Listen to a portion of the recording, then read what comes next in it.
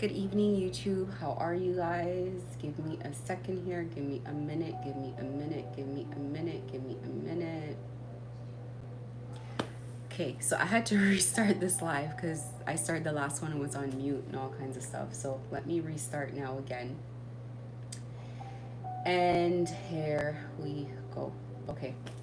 So, as I was saying prior to, let me start off by I want to just touch on a couple things before I actually officially start with the things that I want to talk about tonight. First things first. So, I remember when I was going through my active part of gang stalking, the most active part of gang stalking, the difficult part. First of all, let me say thank God I had patience for as long as I did throughout that process. I started off that process with not just an incredible amount of patience, but in an incredibly high vibration. Very high. And it made it easier for me to get through the rockiest part of this because I spent the bulk of my time being grateful. I spent the bulk of my time being in prayer. I spent the bulk of my time not focusing on what was happening and how bad it was. Just because, but also too with that, it's like they were really distracting me with just the beauty of their presence. So it's like this is the thing. It's not in the absence of problems, honestly, because it was worse back then than it is now. It wasn't in the absence of problems, but it's like when you really are close to God, it's like praying is a pleasure. It's like it's a happy thing. It's like I would leave other things that I have to do that. I would be like, even meditation is something I would enjoy doing. I used to say to myself, like, if I had the resources, I could do this like all day. I wouldn't mind doing this for hours. Like, I wouldn't, like, I could get why people would want to do this so much. Praying, all of that. But that's because it's a relational thing. And that's also, if you get communication from the other side back, like if they are also, it's not like just a dead interaction, right? That's a beautiful thing. So I felt like a lot of the times I was distracted too, where it's almost like, let's say that your kid has to go through something and you already see you've been through it or others have been through it, and instead of just letting them go through it like cold turkey and just standing on the side, it's like you're like distracting them, like, hey, come on, let's go sit over here, let's do this, come on, let's play a game. It's like you don't let them. So it's like, even if I might want to start, like, they'll, like, I get distracted, I see something, I hear something, we're doing like, there's always something else. But when I was watching other people online give advice, doing what I'm doing right now, as I was watching other people do that, I promise you, I would see their frustration. They would be swearing, they would be losing their cool, it would be pissing them off. And from where I am at, it's not that I finally get it. I always got it. I was super sympathetic at that time, to be honest with you. Well, for me, I think I got to do better as I speak to people, for sure. I do not want to fall down into that path, but it's like the people listening to you are going through this horrible thing as well. So it's like they get it. And I know for me, I got it. I was like, I 100% get why this person is frustrated. I think we all here are frustrated by this whole thing. It's just no one wants to deal with it. I think in the beginning, you're coming to terms with it. I'll speak for myself. You're coming to terms with it. And then you just get to the point where you're like, You're sick and tired of the people doing it to you. That's the thing. You're sick and tired of it. It's like someone has assigned themselves that they know they can't destroy you. They know they can't stop what you're doing. They know they can't stop where you're going. They know they're getting karma, but they're just like taking it to the grave with them. Like they just want to. And I feel at this time, it's just like at this point, it's just getting attention. It's just really just not liking being ignored, not accepting going away, being in the background. It's just like a desperation to like ruin my day. And it's so frustrating, and it's like this is one of those things that I really, my goodness, I am being tested with this trial. This is my test right now in life. I'm being tested by this thing. It's like the height of childishness. I am besides myself. I like, Lord, help. Help. And you know the craziest part about it is, had I been left alone to begin with, and maybe that's why it had to happen that way, because had I been left alone all those times that I should have been left alone, I would have not reported this to the police. I would have just walked away, taken it on the chin, tried to rebuild from wherever it was. This just went way, way, way, way, way too far. It is at a point now where it is what it is. And man, I don't know what to say. Honestly, I don't know what to say. It's the biggest challenge that I have is dealing with this energy, because you have to stay in a high vibration and you're constantly dealing with this kind of energy. It's very like low vibing energy. It's like hatred and envy and trying to destroy needlessly. And I try not to get surprised by gang stalking anymore. I try not to be surprised by it. I try not to be confused. I try to just accept it as it is, but it's like it's hard to. I always come down to the same thing, just being like, why do people want to like, who decided to make this a business?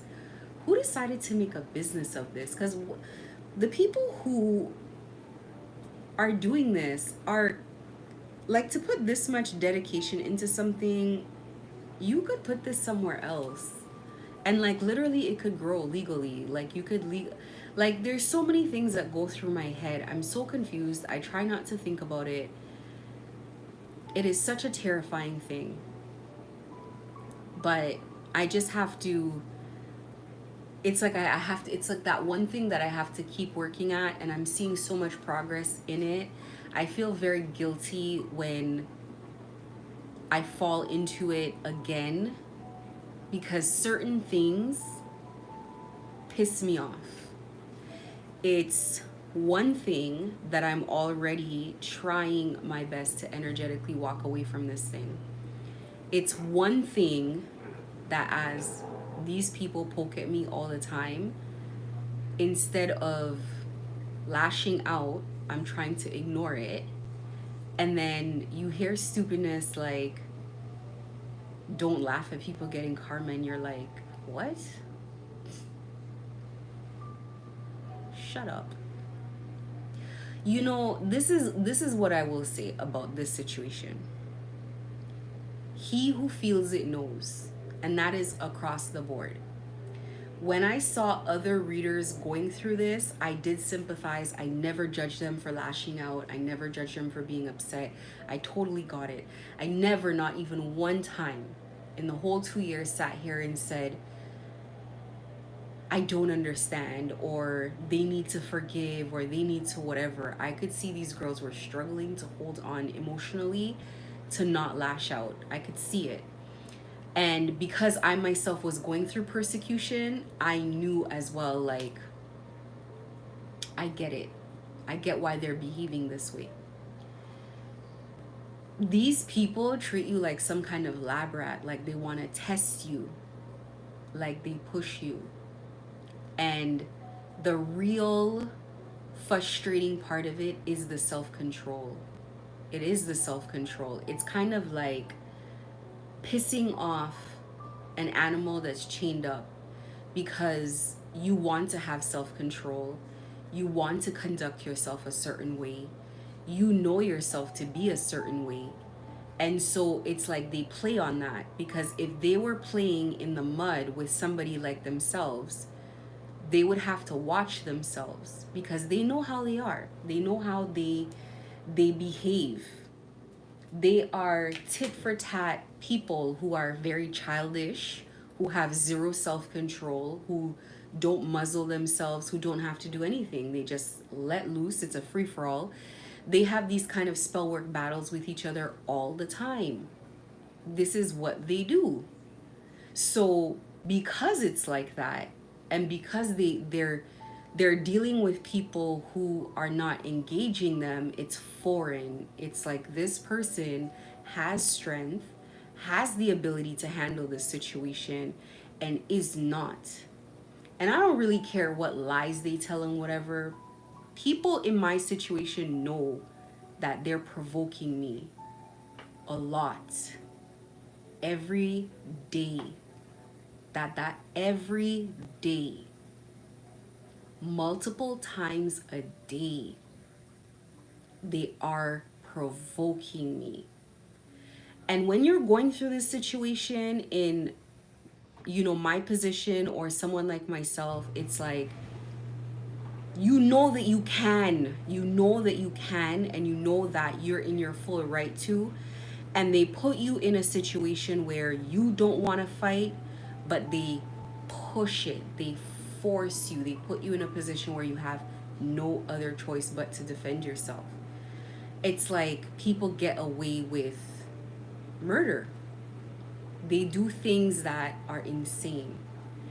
And it's like, after all of that is done, after you went through 2 years of it, God turns around and God's like, well, you need to forgive this person. And you're like, what? And I know for me in the beginning, I was like, absolutely not. Don't ask me for that. Don't look, give me time. Because they're not even done gang stalking me.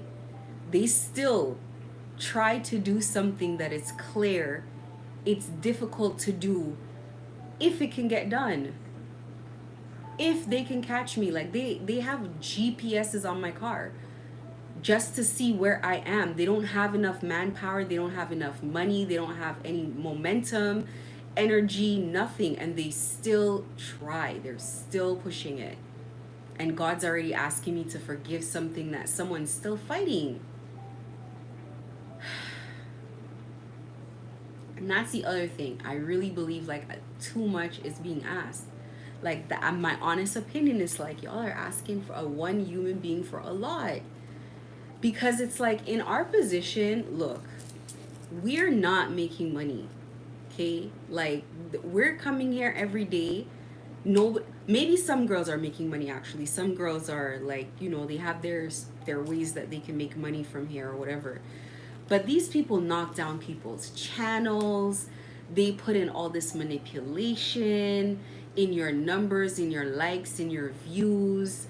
They do all of this stuff. It's like they attack you night and day.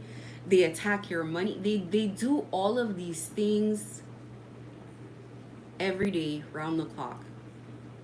And I understand why God is asking to forgive, because if you fall into not forgiving, if you fall into being like them, then you would be lost, because you're supposed to be helping people overcome and get over these feelings. And it's like you're being put in the position, like the ultimate position, because I'm telling you, there are some people who get gang stalked harder than other people. Like for sure, there's some people, they bring 10 times the pressure to some people than they do to others, and you can see it 100%. You can see it. So it's like, I'm just like, listen, this is a hard walk. And even in these kinds of positions, I was just thinking about this earlier, like you have no vices. You don't even have time. You have no vices. It's not like you're going clubbing, you're out all the time, or you drink or you smoke or you know, do drugs or any, like there's no outlet. There's no outlet whatsoever. You're literally working, developing, working under pressure, developing. I mean, put it this way, for us it's like when you ask God for help, God tells you to be strong. Find more strength. Look inside you, find more strength, because you are the help for other people. I have listened, and you know, you do get it when you're in that hot seat, that you gotta, and then you're talking to people, and instead of people focusing on the message, they're looking for things to be offended by, and all kinds of. What is this? Like, what kind of pressure pot is this? It's not a pressure pot necessarily in just the persecution, it's the amount of self control that you need.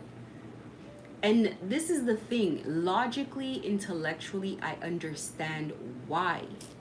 Self control is something that is very expensive, it is extremely expensive.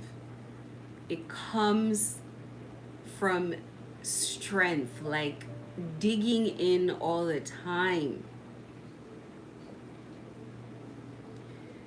These are people who you would wake up and it's like, if as soon as you realize that they have also woken up, it's like it could easily ruin your day. Like just from that, like here we go again. And I'm talking, they don't want you to forgive them. They don't want you to drop it. They want a fight. They want a problem. And you're like, oh my goodness, this is insane. It takes a lot. It's very draining. It is extremely, extremely draining. It has come to the point where I'm explaining myself to no one, because it's like he who feels it knows. Like this is so draining that, like, I talk a lot about, like, you know, and I never talk about it, to be honest, with too much annoyance.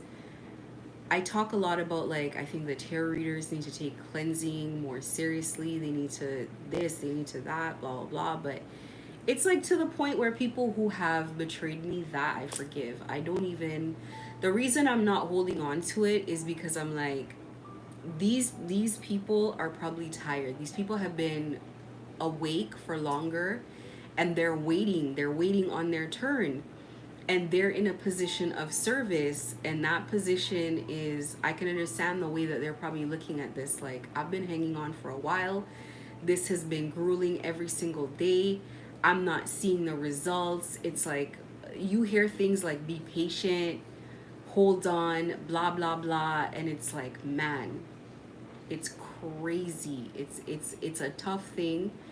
And in a lot of ways, you probably do look at people on the other side and you're like, they can behave however they want.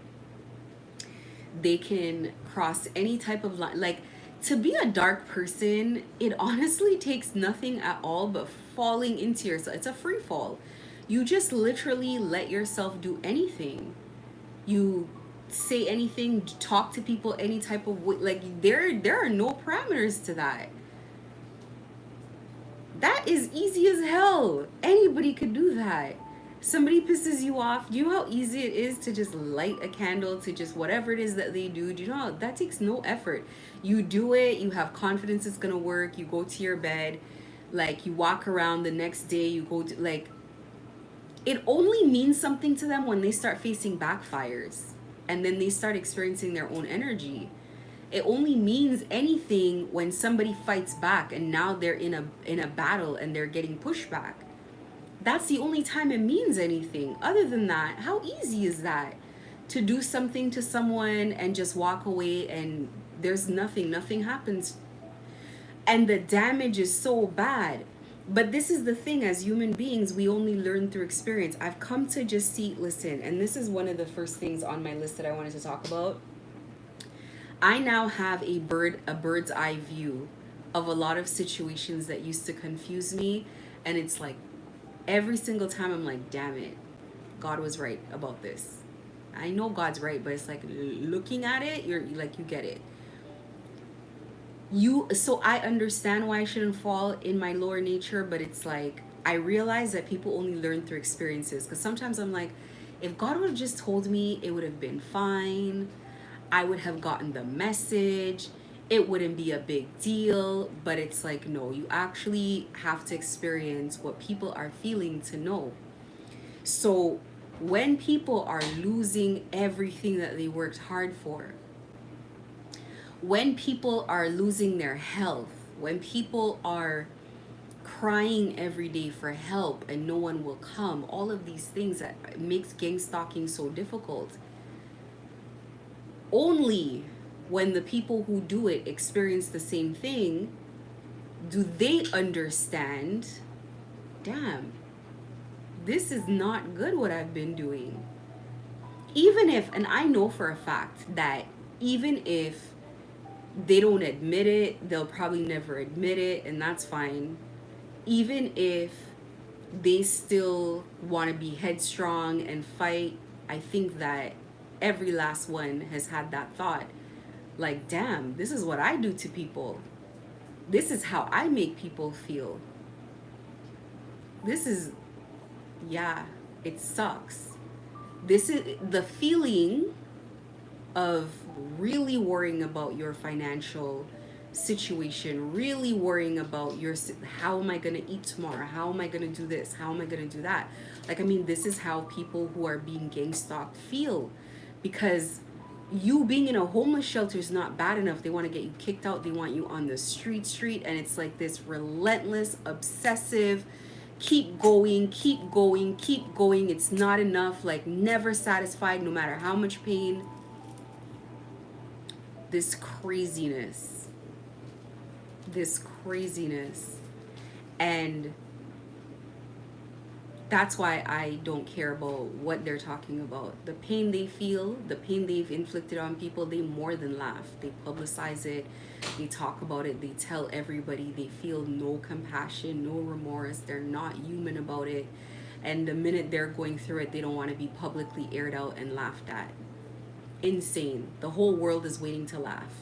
So, it is what it is. Trying to send messages through readers everywhere, oh, don't laugh. Been saying the same thing for months. Still I laugh. Anyway, moving on. It's like,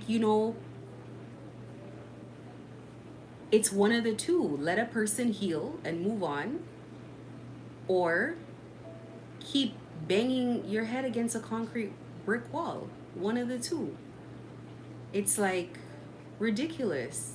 I've been literally trying to walk away from this thing for like 6 months now. From like the beginning of the year, I want to walk away from this. And instead, it's like they went on a campaign where every day around the clock, they were sending spell work around the clock and buried themselves, lost all their energy doing that. This kind of thing is like, I don't know if I'm definitely a person, I feel like I have to talk about this. I know that there's tons of people, they give their messages and they don't talk about it. I think it's very fair to talk about it, to talk about what people go through, to sit down here and tell and encourage people and give people advice and whatnot. Because listen, the advice is coming from a place where it's like you have to implement this advice for yourself as well. And this is the one place that is just like, this place is my Achilles heel. I'm not gonna lie. When God asked me for that, I said it too. I said it multiple times on camera. I'm like, I'm not forgiving this. And God was like, you gotta forgive it. And I was pissed off. And I've been just like trying my best. I'm like, I don't even know what forgiveness is. Let me like look it up. Release the anger. Okay, let me try that.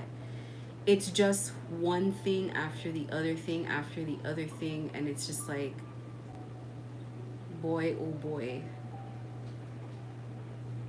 Not fun. Okay? Not fun. Not fun. Not fun. So, this is not easy. This is not easy. Saying it's not easy is an understatement. It's something like worse than an understatement, okay? This is very trying. It's like the strength it takes to go through this.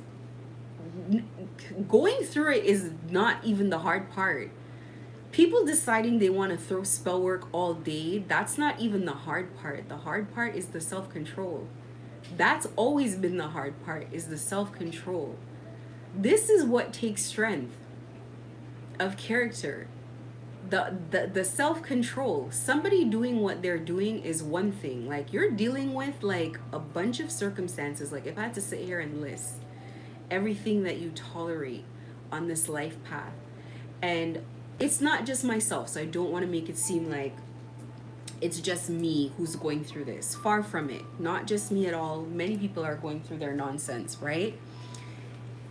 But that self-control to not wake up and let them have it, that one is tough. It is. And sometimes I feel resentful about that. I do. Sometimes I want to cry out of frustration because I'm like, this is ridiculous. This is ridiculous. It really, really, really is. And it's so crazy because it just makes the situation worse. And these people are already practically like, they're on the brink of homelessness. And it's like,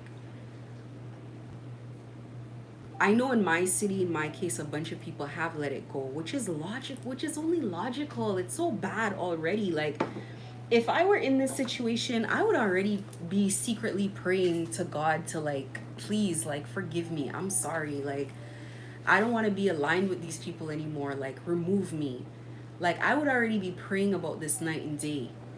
I wouldn't still be doing this, because it's like, it's literally like, it's gone too far.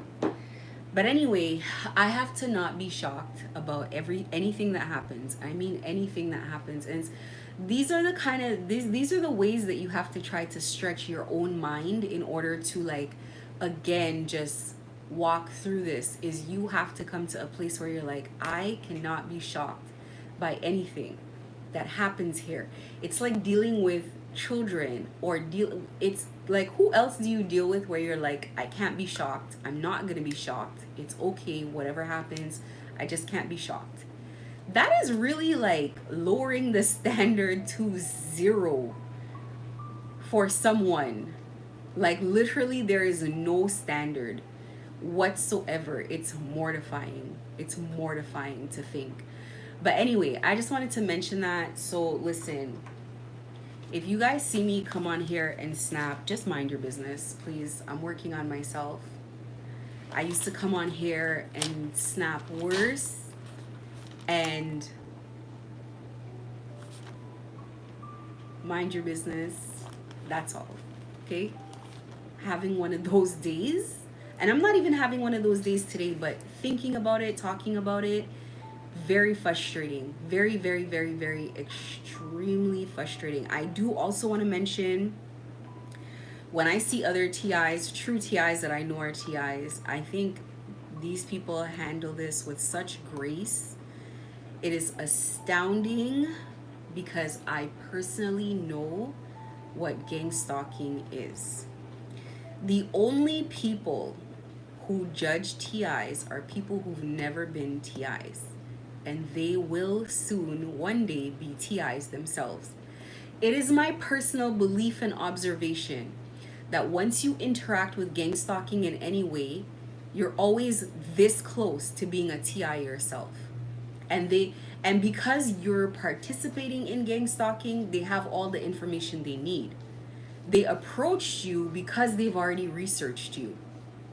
I think that most TIs were already approached with being a gang stalker themselves, and they were one of these people who didn't go for it.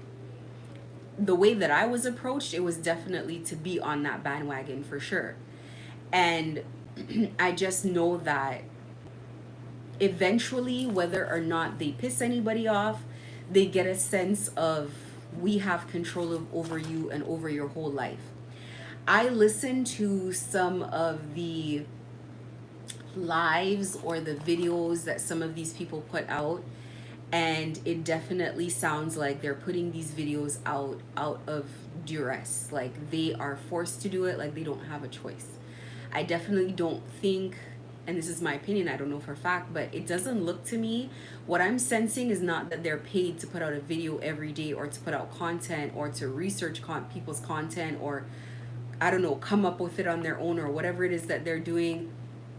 Excuse me, I definitely feel like they have to do it because they are of service to a system. So sometimes I've listened to some of these like videos that these people are putting out, and I'm thinking to myself, oh my God, they're forced to do this.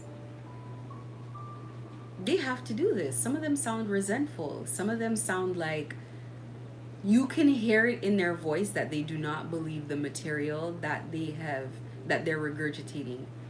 They don't believe it. They don't have any spiritual connection or awareness, and there's no judgment on that because this is something that is personal. The spiritual journey and walk, it's personal. But you know when someone believes in what they're talking about because they've had an experience, not an experience. For you to get spiritual, it's not one experience, it's not two, it's not five. It is a state of being. You didn't ask for it. A lot of people would prefer not to have it, but it is a state of being. It's what's happening to you. And if it were to stop, you would revert right back to like the normal world that everybody else is in because that's what you're used to. It is a continued state of being. It has you in its clutches and it won't let go. People feel like people just wake up and decide to like talk like this. You don't think we know what we sound like? You don't think people are cautious before they even approach people with this kind of thing? You sound crazy. And you know you sound crazy. And you know that people are looking at you and they're trying to assess you, and they see that you're a logical person. They see that you're not crazy, but the things you're saying, it does sound crazy. And you know that. And the minute you try to like, let's say you try to go to sleep, like tonight I try to go to sleep and I'm like, you know what, I'm putting this behind me, I don't know what I'm talking about, I'm gonna just get back to the real world. That very night, not in the morning, that very night, they're gonna be like, oh really, you think so? You'll wake up in the morning doubling down because it's just the life experience that you're having. I definitely understand when that I'm talking to people about something and trying to help people with something, giving advice on how to get through something in a manner in which like they have not yet had that personal experience for themselves. And it is going to make it difficult to understand what I am talking about. This takes a lot of belief. There have been parts of me that has been so frustrated. I now know the frustration of, I remember when I was younger, I went to see a tarot reader and she was so frustrated with me because she's like, I need to cleanse you. And I wouldn't let her do it. And she damn near got upset with me. And I get it. And I remember throughout the reading, she was talking to me and she was terrified with what she was reading. But it's like I kind of was so skeptical. She was so irritated, but it was like an urgency for her to tell me. And I'm now where I'm at, and sometimes I get frustrated with people where I'm like, oh my goodness, I wish you would just believe me and just do what I say. Or don't believe me, but just still do it because I can see it. Because, now you have a bird's eye view and you can see what people cannot see. And it is scary and it is terrifying. And oh, the worst part about it is you want to warn people, but it's like it's their path to walk. So you can't say anything. Oh, it's draining. You want to warn people of what's coming and you can't say anything because it is their path to walk. And when you start your journey, you're like, why do evil people exist? Why do bad people exist? Because you know what? Someone has to do that part of the job. Somebody has to inflict the pain. Somebody has to set up the obstacles, be relentless, be this, be that, because your response to it is not to succumb to it. It's to overcome it and then gain that skill because you need it where you're going. Amazing to say, difficult to put into practice. A lot of the things that I talk about, I have already put them in practice. I have already mastered a bunch of these skills. I can easily reach back into that place, be that person again, and get over that hurdle. However, the forgiveness thing has never been easy for me. I will tell you right now, it's not that I was a cold person, but I wasn't a person who used to lean into my emotions. I wasn't really a person who depended on my emotions, just very logical to a fault. People would tell me their problems and I would give a solution and they would probably be like, what? Like, I'd be like, just stop talking to them. And they'd be like, what? It's my brother. And I'd be like, oh, okay, my bad. Because that's how I handle things. Like, to me, it's like very, like, it's like robotic. 1 plus 1 is 2. I don't like this experience. I don't like what's happening. I'm not going to participate. And then, excuse me, I started my spiritual ascension. And then it was like, oh my God, this is what people were going through. What is this? Feelings are very difficult to navigate. They are oftentimes a burden and they add complexity and, like, yeah, complexity to simple issues or issues I want to think are simple. Maybe that's not how I should have been dealing with things. I don't know. I don't know. I still feel like your emotions get you in trouble for sure. I still feel like um having emotions is still, I mean, everybody has emotions. I'm going to say having emotions, but leading with your emotions, dealing with life from an emotional place is very, I still feel like it's very complicated. It just adds complexity to things that can be, I don't know, more simple by not using your emotions, but it's definitely not the way to live. And I still feel like knowing both sides, it's still better to, like, everything good flows from your emotions. This is the thing. Like, I have definitely been closed off to a huge part of life by being emotionally stunted. What I mean by that is, it's like if you as a person do not open up yourself, you can't even access the point of living on the planet. Like, you're with other people. That's how you tap in. So, what people do with spell work with the energy cords, like, you can easily do that just by loving people and being loving yourself and being lovable, being tolerable, you know. You don't even need spell work for that. It's so easy and you attract it to you. You don't have to force it, right? Um these chords are just as deep, if not deeper, when they are made the right way, when they are made from a place of love. They're so deep that they're not even severed by death. People come back lifetime after lifetime after lifetime with these chords. They may not know where the person is on the planet, they may not know who the person is, but if they run into them, they know there is something about you that I have known before, you know, etc., etc., right? I think all of us have experienced it where you run into a person, you're like, I don't know why I trust you, I don't know why I like you, I don't know why I want you around, I feel so comfortable. It is that chord, it's that spiritual chord that you have. So a lot of times it's like, once people realize that they can use spell work, they just turn to it for everything.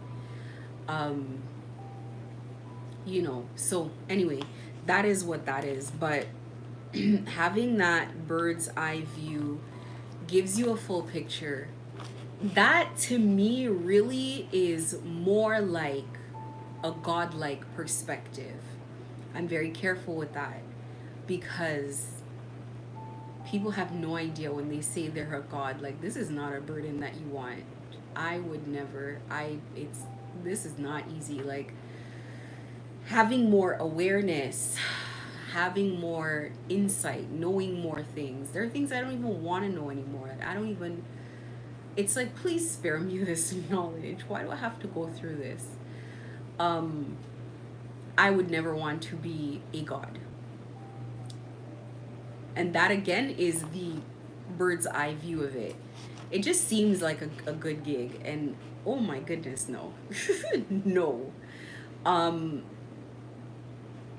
but having that higher perspective, I would say that's maybe inching closer to maybe how God sees things, because it does make it easier for you to forgive things. It's like when I look at people who've betrayed me, and then it's like, oh, okay, I see why that happened. Not, still not saying it's okay, but it's like the way you see it is might as well be okay because you understand. And I remember one time I read a quote about that. Actually, it might even be in my deck, but it was about, in order to forgive, you have to understand. And it's like I start understanding people more and more and more, and so the things that would have confused me prior to, it's like it's not confusing. I get it.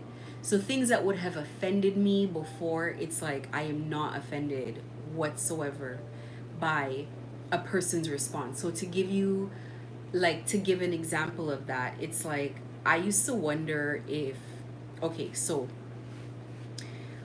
listen, God says things one time and like does not repeat it. Does sometimes repeat it, but like just says it one time, and whatever your reaction is just quiet and observant. And let me tell you, this demeanor, this mastery is something that I aspire to. I admire. It is one of the biggest things that I admire. What self mastery, what self control. I can go on all day about it. This is one of the reasons I say that I wouldn't want to call myself that. I think it's blasphemous when people call themselves a god. It's like you have no control. You have no self control. Being a god takes the ultimate self control because spiritual law is very strict. So it's like no room for negotiation. So it's like if you don't have self control, you can't even do this. Like, but anyway, saying something one time and just waiting. And it's like just waiting as you fight yourself. So it'll be like, let's say do ABC, and you're like, oh my god, no, I don't want to do that. Da, da, da. And it's like you keep going and going and going, and she doesn't say much. She just sits back, and eventually you do it because it's like life. You have to. It makes sense. It's the way forward, etc. So you eventually succumb to this because you have to, because it makes sense. You even have to admit it to yourself, like, damn it, it makes sense. Damn it, you were right. So, but it's that thing of letting someone learn. And so I try to adopt these behaviors in my life where I say something to my kids and then I just relax and just let them do their thing, and eventually they fall back on what I said, and then they figure it out. But if they don't, it's fine. And I'm like, eventually they'll figure out why I said that. But that takes me seeing that example, because that is intense self-control. I still see, that's the thing. I understand for a ton of people why certain things happen, but it's for that one person that I still just don't understand. And because I don't understand, it makes it difficult. That's what makes it difficult. I don't understand this at all. Like, I don't respect it, I don't like it, I don't understand it. It's just like, it's crazy to me, that particular situation. The ones that I do understand, that I get an understanding of, it's not that I still don't agree with it, but it's like at least I get it. I get it, or I try to get it. Maybe it wasn't what it was, but at least it's like I don't look at it like this is pure evil. This is the substance from which evil is manufactured from. Like, at least I'm not looking at it like that. But having perspective of what the people around you may have experienced before they betrayed you is going to help you heal it. Thinking about where they offered something. I know at least one situation someone was offered like $8,000. They didn't see me as a human being. They just saw $8,000. $8,000 that's coming quickly, as a matter of fact. So they were highly motivated.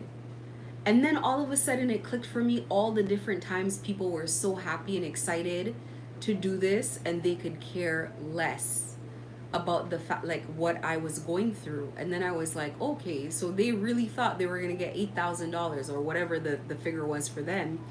They really thought they were going to get that money like on Tuesday. So they were eager. This is what's happening here. When you experience this betrayal, whatever dollar amount they told them, they were eager to do it because they have the money to do it. If they could get you and they get paid, they're going to be eager to do it because they want the money. That's it. Problem solved. Are you going to feel better about it? Probably not, but it's just, the forgiveness is not saying that it's okay. The forgiveness is not saying like you would have done that or anything like that. All the forgiveness is saying is, I hope this makes it feel a little bit better for you, that this is why this happened. Situations like that where you see it, it's like I just shake my head and I just like walk away. I'm like, it is what it is. Like, let God deal with that. Like,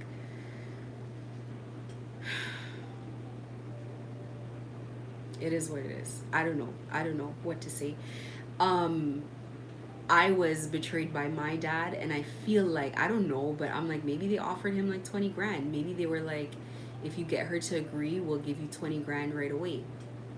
Maybe he started thinking about all the things he could do with the 20 grand, and maybe he was like, they convinced him that it wasn't going to be something bad, it wasn't crazy like I thought it would be, etc., etc. And maybe that's why he did it. But it still hurts the same on the other end, which is you, right? It's still going to hurt you. It's still going to upset you. It's still going to be difficult to get over, but I hope it helps. This is what they're doing, and you might be shocked, like, where's the humanity? How could this happen? How could this keep happening? And that is all it is. It is literally like they have offered people a lot of money, but after these people take that offer, it's like leaving a witness alive. They can't just leave you out on the streets walking around knowing that they made those offers. They have to suck you into the system to make sure that it's contained. And so that is the karma. That's why you don't let it affect you too much.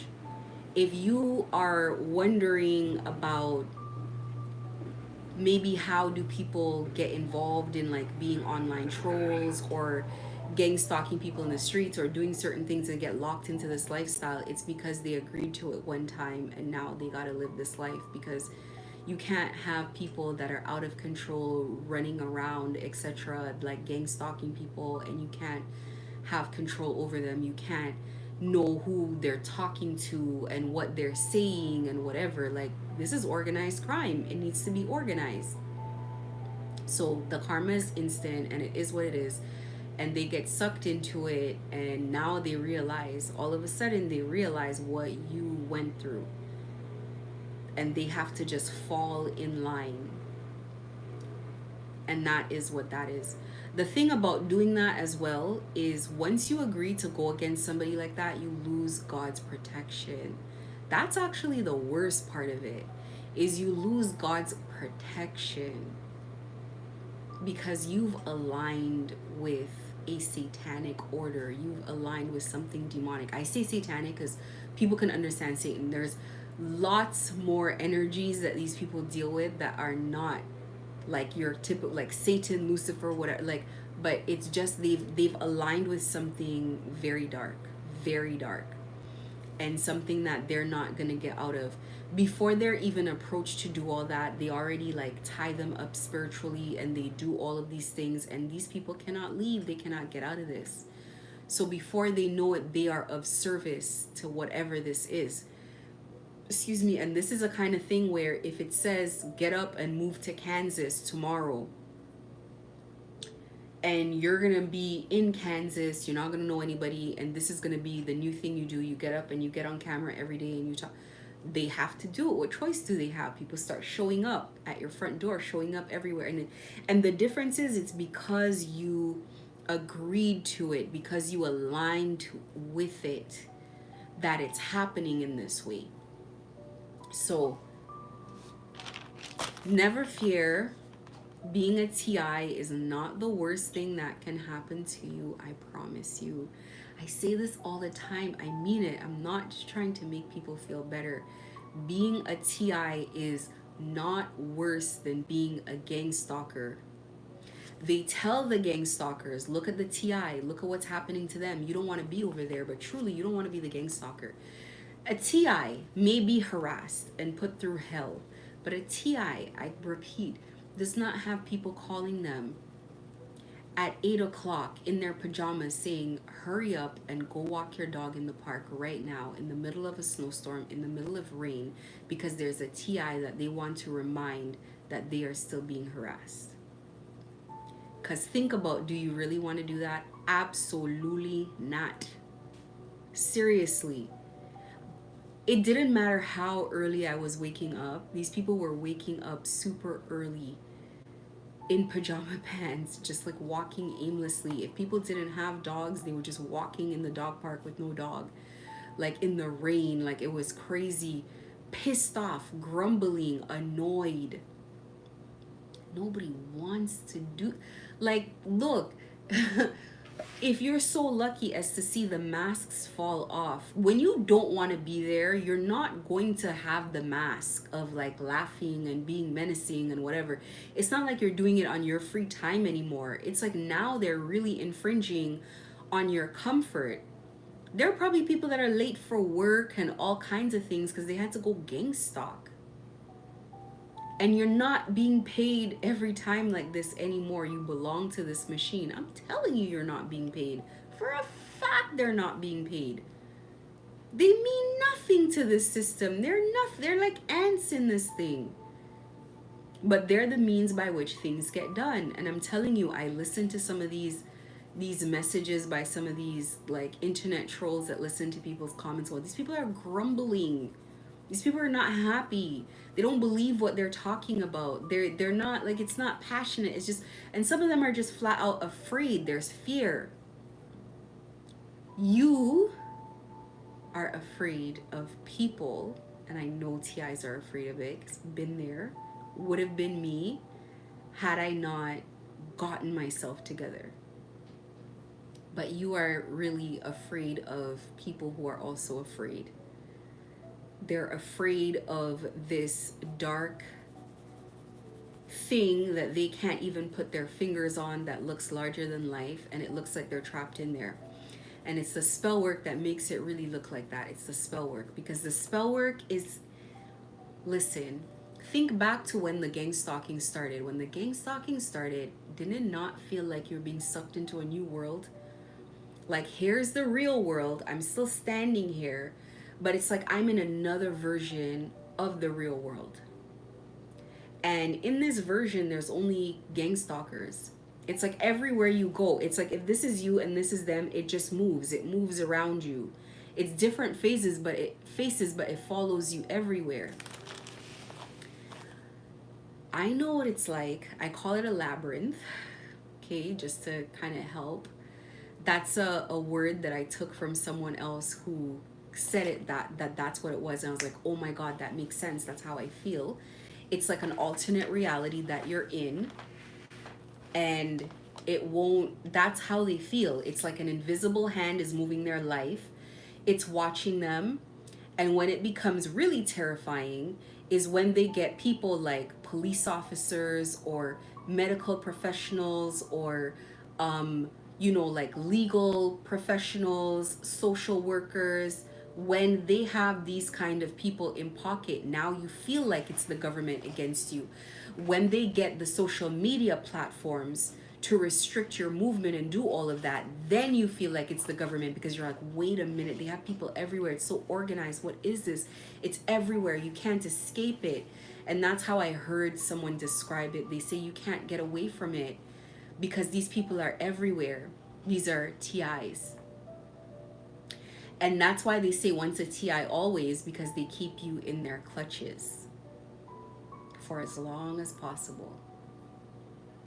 Not as long as possible, they want to keep you for life. And the reason that they can do that is because these soul ties that they put on you are permanent. So they think.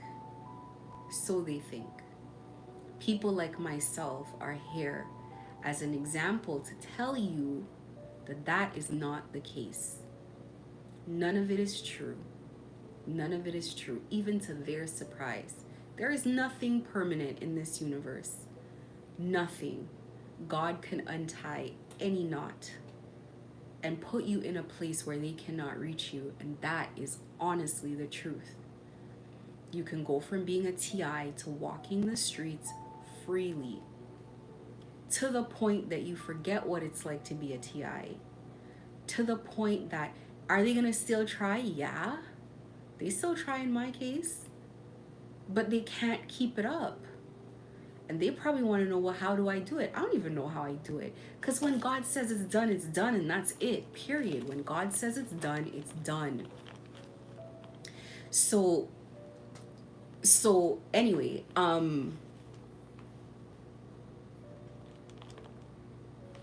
this is what I'm here for.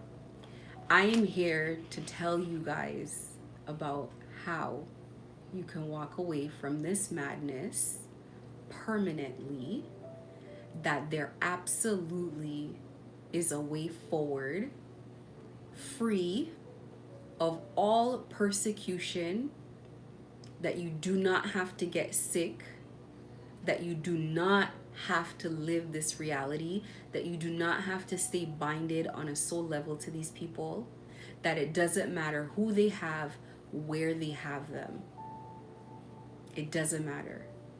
But what it does take from you is, it takes a bit from you. It does. It is like if you got stranded on like Mount Everest, which we know they say how many people pass away on that mountain per year because it's such a difficult climb or whatever it is. Being stuck on Mount Everest, God can be with you. God could motivate you. God can keep you from passing away, but you know what? You got to do the climb down.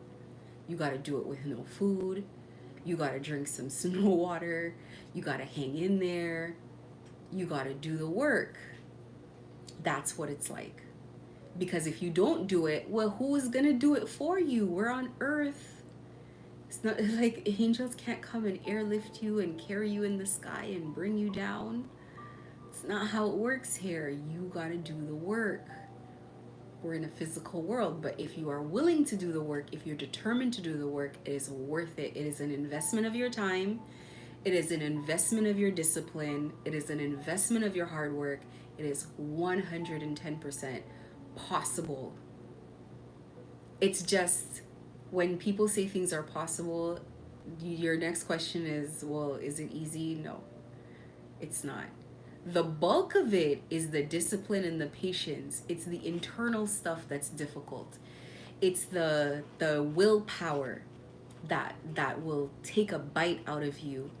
It is the endurance, the stamina that will take a bite after you. But you gotta use it as a training ground.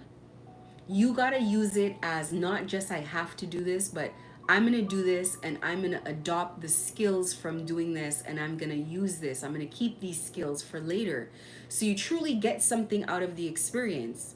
Not just I had to grumble and endure this until God came to save me. No, no, no. You're going to carve the way and you guys are going to do it together. Co-creation together.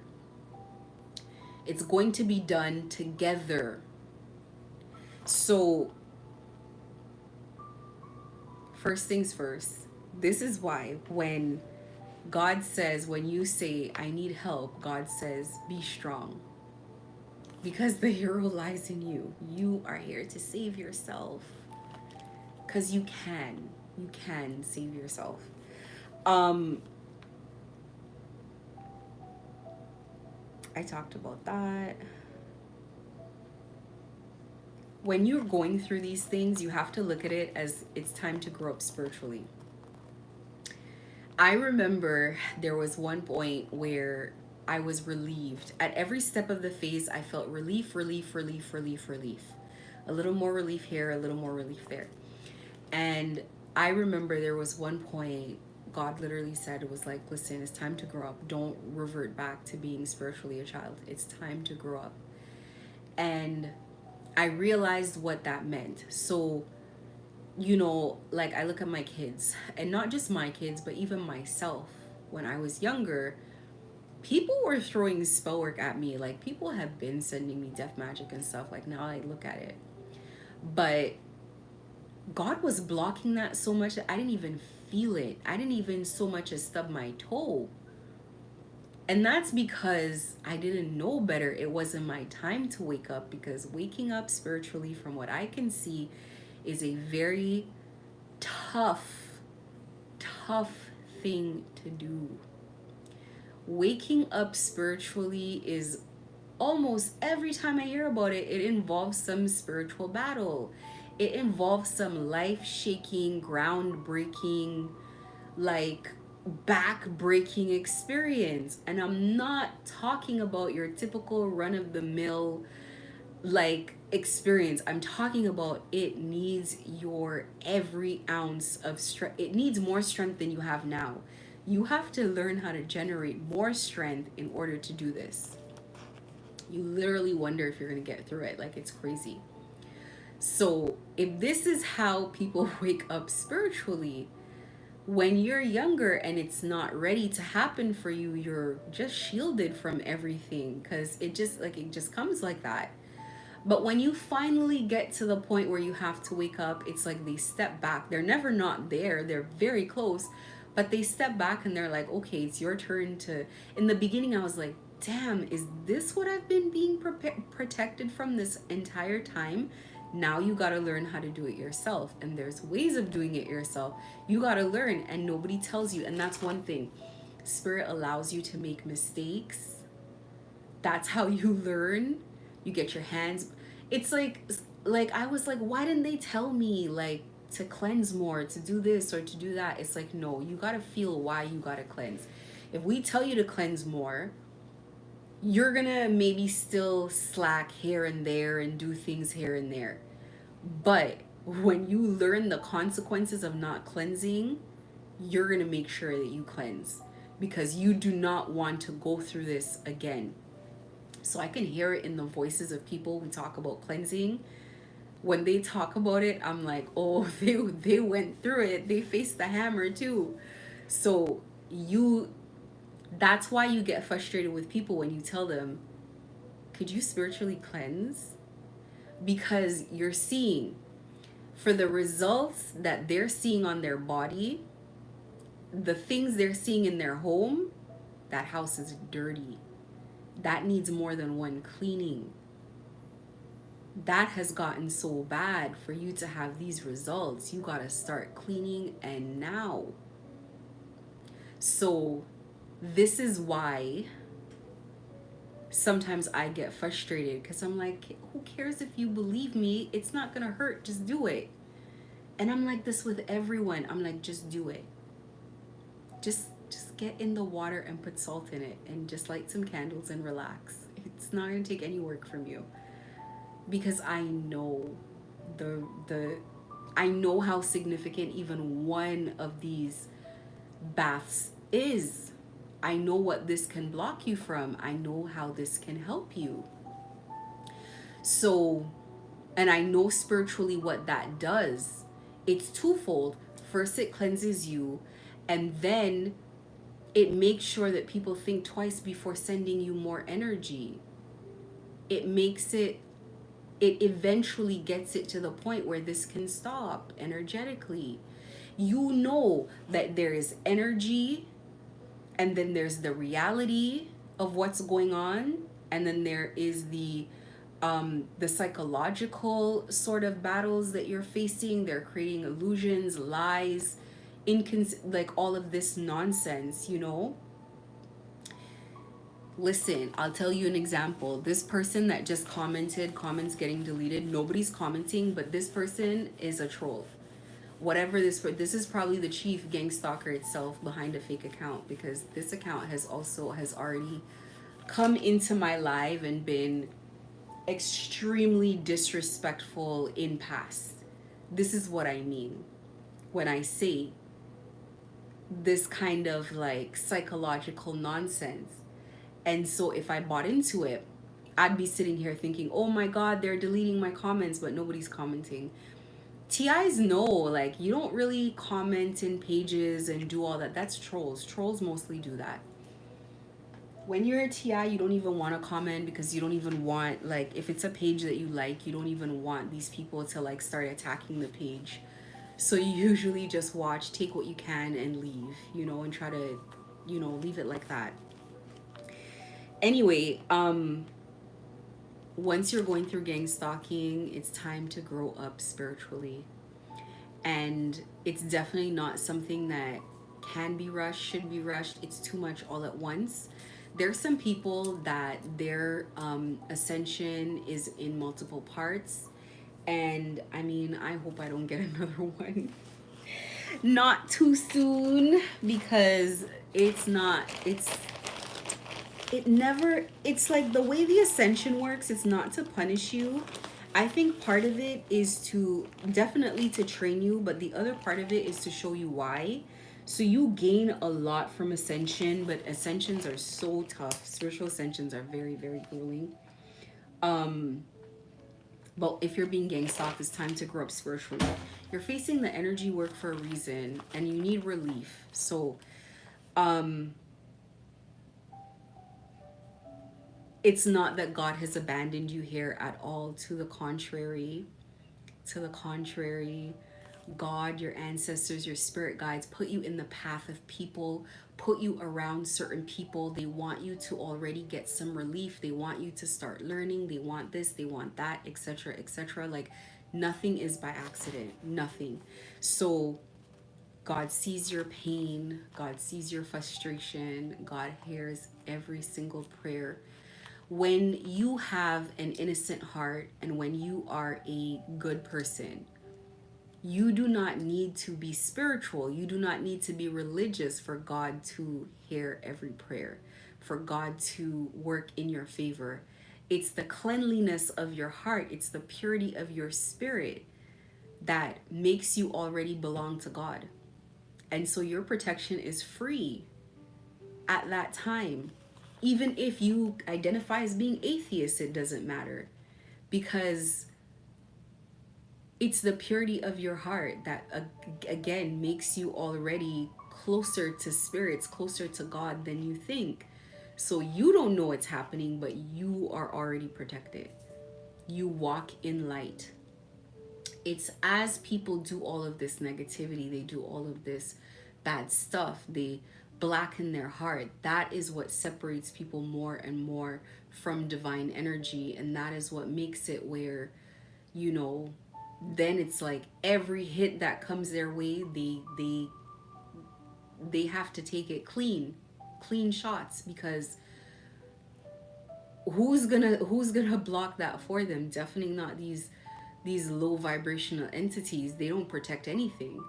It may seem like they're protecting something, but they really don't. And people start finding that out in like the final hours of when nothing is working out anymore, of when judgment comes, when karma comes, it's like now you're on your own. Now you're seeing you were never protected.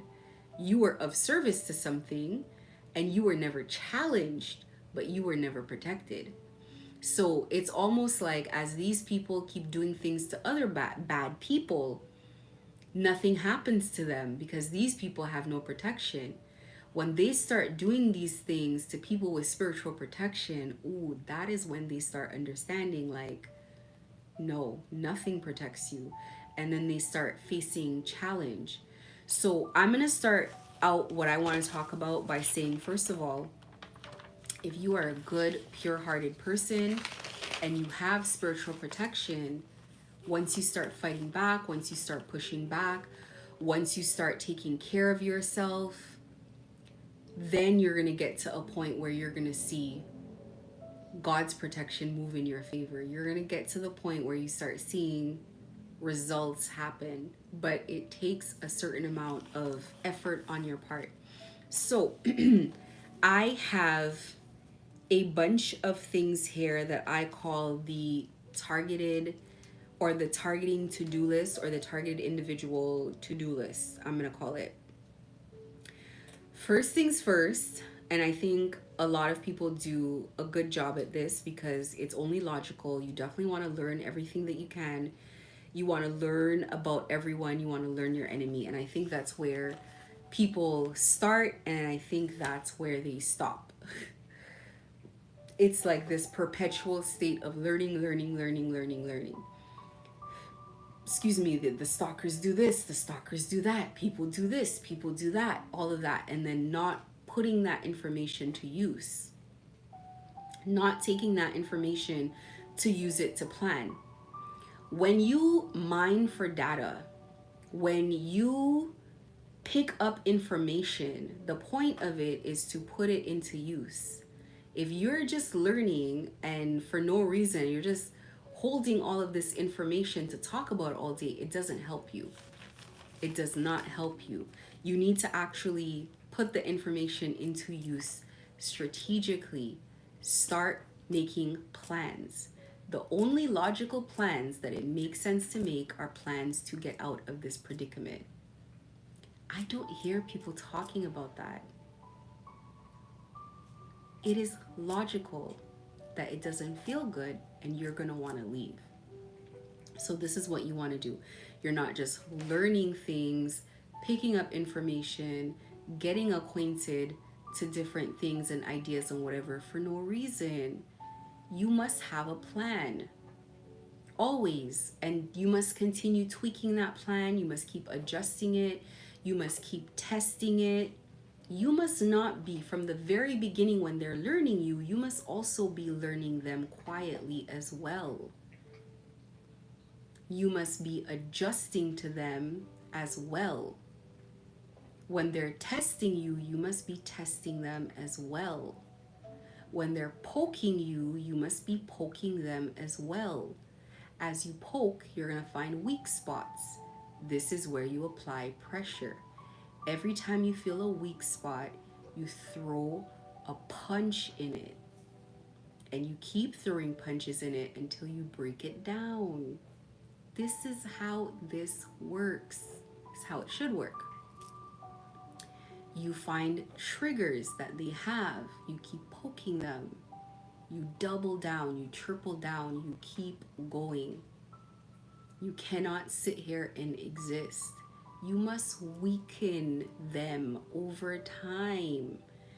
Every time they push you, you cannot fall and stay down.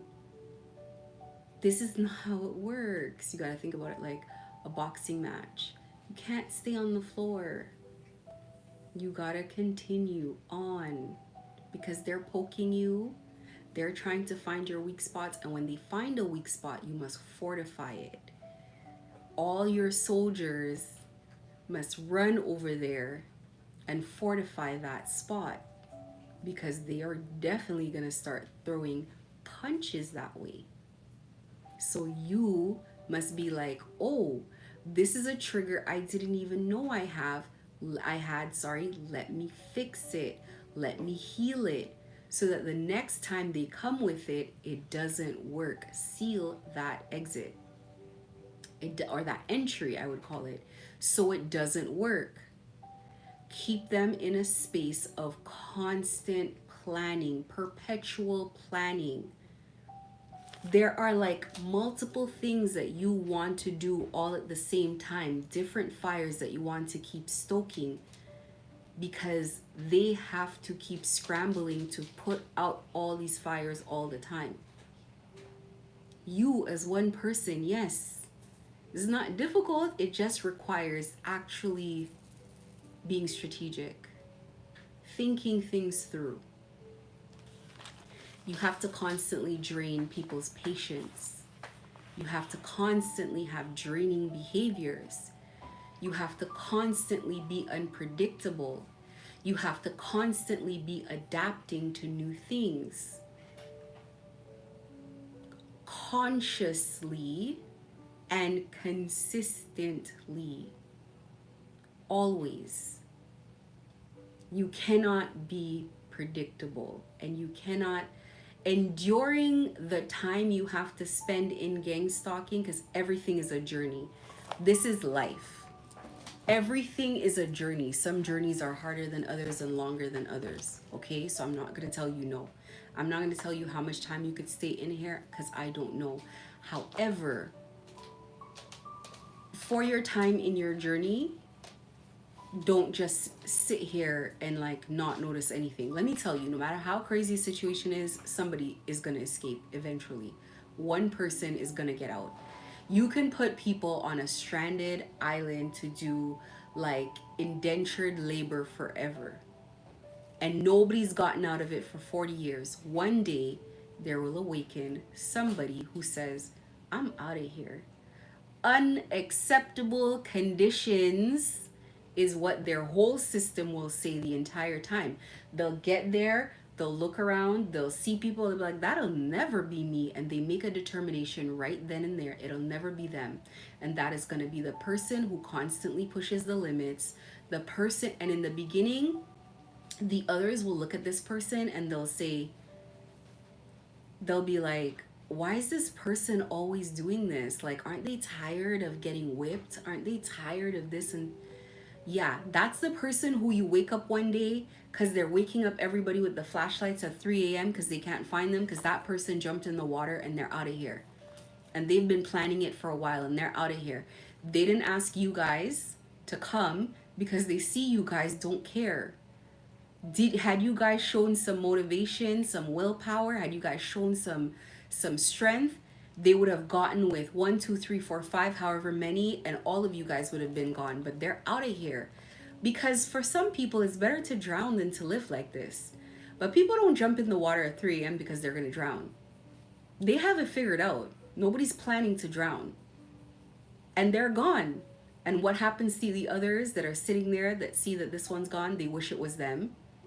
They're upset. They should have listened. They should have paid attention. They wish it was them. Did it take effort to get whipped all those times? To keep learning?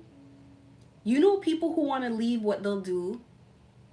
They'll do something so they get whipped, so they get close to the gate so they can see how those locks work. As they're being whipped and they're on the floor, they're checking, they're calculating, okay, how many paces would I say from here to that gate? That's the kind of stuff that people do when they're ready to leave. Do you see? It takes some strength to do that. It takes some willpower to do that. It takes some balls to do that, really. It takes a person who doesn't care about odds. I never want to hear about odds. What the hell does that have to do with the price of rice in China? I don't care. I said it's an unacceptable condition. It is an unacceptable condition. I don't see it for me. I cannot envision it. If I can't envision it for myself, then I cannot manifest it. And what you're doing is you're being manipulated to self-manifest your own imprisonment. Well, nobody else has ever done it. And it's like you just sit there and decide that you're just going to live like this. These are unacceptable conditions. You cannot live like this. You gotta go. So, pen and paper. I don't care if they listen into your thoughts. They're just going to have to listen to you plan it out. Pen and paper and start writing things down. Trial and error your way out of here. Sometimes the only ways to fail through. If you fail 1,000 times, the more you fail, the closer you get, because you're going to always find that foothold where you either they can't do it, or you make it so difficult to do it, or you make it so time consuming to do it. They know what they're doing. They know that they get you to chase your tail and waste your time. So they're going to realize when you're making them waste their time. They're going to realize what you're doing. They know that a lot of times you're getting them to waste their time. And they can't follow you down that road. And maybe they want to be childish and petty to teach you a lesson to follow you down that road. But as they waste their time doing that, it opens up some time for you to go do something else. So you got to keep going. You got to keep strategizing. You got to keep doing it. And then you end up mirroring their behavior. You're already an empath. You're already empathetic. You are already an empathetic person. It's easy to mirror this behavior. It's easy to mirror any behavior. You start mirroring their behavior. You become very strategic at the reactions that you want. You start getting very specific about the way you want them to feel. It's not just about the results of getting away and not being gang stalked. It's how do I want this person to feel? Like they don't have control. Like they're losing ground. Like this is hopeless. This is never gonna be done. And it's not just like you want them to feel that. You need them to recognize that. What's the point of doing that and they don't recognize it? They're gonna keep going. It's that sinking, demotivating feeling that they depend on this financially and it's not working. I talk about the ways. Look at some of the playlists like critical content and stuff like that I have on there and go through some of these videos. Pen and paper, buy a book and start blueprinting some things. Start your journey of mapping your way out. You've gotten way too comfortable here. This is a concentration camp and the labor that you give them is your suffering. That's how they're getting paid. This is lunacy and you gotta go. That's it. I'm telling you that we're leaving now. You people cannot stay here. I'm not even concerned at this stage of it if I'm talking to gang stalkers who feel stuck or if I'm talking to TIs. To me, it's the same thing. Everybody's stuck. This is a labyrinth. Everybody's stuck here. It's time to get out of this. Yes, people made wrong decisions and whatever. See, to a TI who hasn't yet seen the things that I've seen, they do see a difference. A typical TI does see a difference. I don't see a difference. They're stuck. These people are irritated by this thing as well. Not just irritated, but they know what's happened here. Some of them know what's happened here. They're very resentful about what's happened here. Their life has been stolen. So all the content that I make, this is why I don't care if it's gang stalkers or trolls coming in here versus TIs. It doesn't really matter one way or the other. It used to me in the beginning, but it doesn't matter one way or the other. Number 2, you need to accept that it's a solo fight or a solo mission. It's a one-man thing because no one's coming to save you here. Even the Most High is saying be strong. This is a solo thing. Co-creation and guidance will be given. And one thing about the guidance is the guidance may not necessarily say do this and do that. They will send help with people like myself. I can give you a framework and then you got to adjust it to your situation, your specific situation. But guidance is really amazing because it's like spirit will tell you, no, don't do that. No, don't trust that person. No, don't go there. So they'll pull you back when you're going too far off the track. But they give you an opportunity to feel your way through. And what is important is your attitude about it. You're failing your way through. Prepare yourself for that. Every failure brings you closer to a solution. You're just tweaking, tweaking, tweaking, making it better, making it better. But this is how you have to do anything. If you look at companies that first started, where they first started, where they are today, night and day, they probably didn't envision right away from the beginning that they'd be this far. But you're tweaking constantly. Okay, I tried that and it didn't work, and I tried that and it didn't work. Do not try the first, second, and third time and then say it's not gonna work. You gotta keep going because you're only halfway down the hill. You gotta keep going. You can't stop halfway and say, oh my God, I'm never getting there. Yeah, you are. One step at a time, one foot in front of the other at a time, you're getting there. You're going to have false starts. You're gonna start, you're gonna be gung-ho, you're gonna think yay, and then you're gonna get to a roadblock, and you're like, damn it, I gotta start again. You gotta be prepared for that. It's by yourself. There's nothing wrong with that. This is the way it should be, and you're gonna get through it. There's no distractions here, there's just focus, and you can keep doing it. I talk about closing the doors of access to these people to you closing the doors of access these people have to you, and that is in all ways, spiritually, energetically, whatever it is, physically to gang stalk you, physically to get around you, to abuse you, to gaslight you, whatever it is. And people going through V2K and things like that, all of that. I believe that there's a solution to everything, and slowly but surely you can get there. You need to feel empowered to ace this. And I would say the biggest thing that you need is strength. You got to think about strength kind of like when you go to the gym. When you first get there, you're going to hate this. You're going to be you're obviously going to lose weight, so you're not going to be light on your feet. Your own body is going to be working against you. You're not going to believe in, you can't yet see yourself as who you want to be.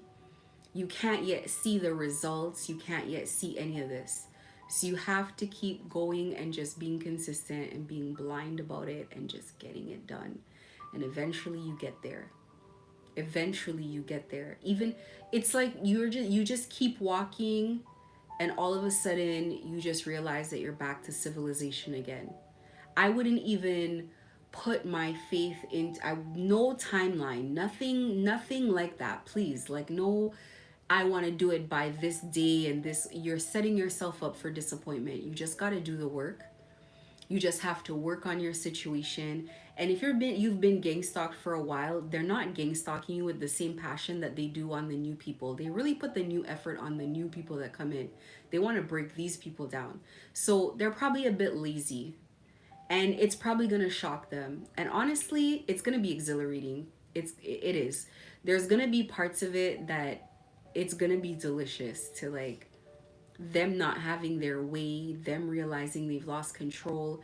As you gain back more and more ground in taking your life back, as you gain more and more territory, it's going to feel natural. Like, this is how it's supposed to be. And slowly but surely, you get more ground. Think about the things that bother you first. Those are the ones you work on. If it's really like the stalking outside, deal with that first. If it's really, if it's V2K, deal with that first.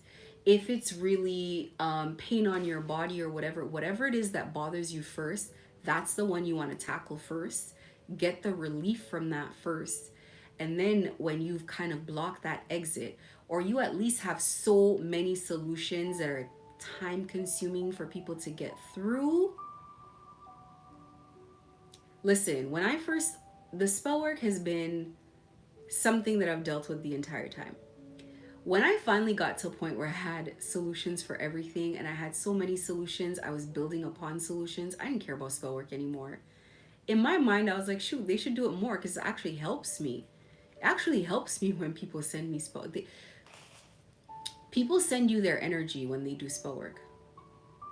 Even if they may think they don't have a lot of light in them, they don't have a lot of positive energy. Energy is energy, it's currency. Energy is spiritual currency. They're sending you money, they're sending you spiritual money. They want that from you. They want you to engage them in a fight, so that if you were able to spiritually, so that they can take your energy. But because you don't fight with them back and forth, because you don't do anything and they can't take your energy, they can't take your gifts from you. And most people are being gang stalked, have spiritual gifts. You guys just don't know it. You don't believe in it yet. I think V2K is like a spiritual gift. I do. I don't think it's just because it doesn't happen to everybody. It doesn't happen to everyone. V2K, hearing voices in your head that clear, they know that you're gifted and that you can communicate to the other side clear as day like that. You should be praying and talking to ancestors so they can tell you clear as day what to do. Think about that. The same way these people talk to you energetically, imagine spirits telling you how to make solutions. Go buy this herb, go do that, do this, set it out, da da da. And then you're doing it, you're like, holy crap, what is going on here? What is happening in my life? Is this real? Where am I getting this help from? What is going on? That's the gift. That's what they don't want you to know. Why do you think I get all this spell work to come on here? They don't want me telling people this stuff. It's a magical human experience. That's the experience that you came here for, not collecting crap. You came here for this. People who have money to collect crap want your experience because this is magic. This is amazing. That's why you're being gang stalked. They know you have it. Anyway, be strategic and make some plans. It's a solo mission. Physically, it's solo. It doesn't have to be solo spiritually. You have guides. You can pray. There is God. You ask for help. This prayer is not like the way they show you not in the Bible, but in your churches, in your synagogues, in your, whatever. It's not like that. It's speaking to spirit, like I'm speaking to you. Is anybody listening? I need help. Show me that you're there. They will. Your voice is the authority. With your voice, you're opening up that they can help you, that they can step in, that they can intercede, that they can block, that they can make things right on your behalf. So if I come this far to tell you it can be done, and I tell you this part that you don't want to buy into, it's easy to buy into, like write a plan and make a strategy. Great, that's fine, but they're using energy. What are you going to do about that part? You can strategize till you're blue in the face. A soul binding is a soul binding. You need help for that. The parts you don't want to buy into, the parts people don't want to believe, these are the critical parts. These are the most critical parts of this. This is what they're using. They know that the access you have to the spiritual entities that you have access to, they know outrank anything that they have access to. They know that if you tapped into that, they're done for. That's why they fight so hard. They don't have a leg to stand on. So feel empowered to ace this, because actually you are supposed to. It's already written, it's guaranteed. You just have to take the steps. That's it.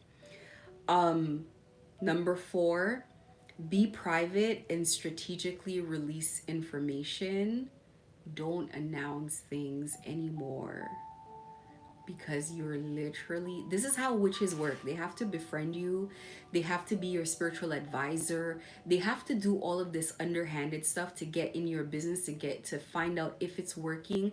Oh, so this thing I didn't work, but that worked. Okay, so this is what I'm going to continue doing. Oh, they're working on a new project. Let me try to stop it. They're doing this, they're doing that. That's why. They got to know what to attack, how to attack. So when you come on and you start talking about things that before they even have legs, they're going to break it. And if you want to continue doing that, you're eventually going to get tired of them dismantling your plans. And then you're going to get to the point they're going to do what I'm saying anyway. And if you write down things on paper, either hide it or always walk with it with you. Don't leave these things in your house. They come and they rip your house apart like searching through your home and whatever, especially when they see you start improving. Nothing sets alarm bells off than you starting to improve, you getting better, you getting more spiritual, you healing. That makes them scramble because they know that they're going to lose you eventually if you continue down this path. So this will take strength. The minute you start praying, the minute you start reaching up and reaching out, they're going to start panicking and they're going to start doubling down. And the harder they hit you, the harder you pray. The harder they come down on you energetically, the harder you pray, the more you cleanse.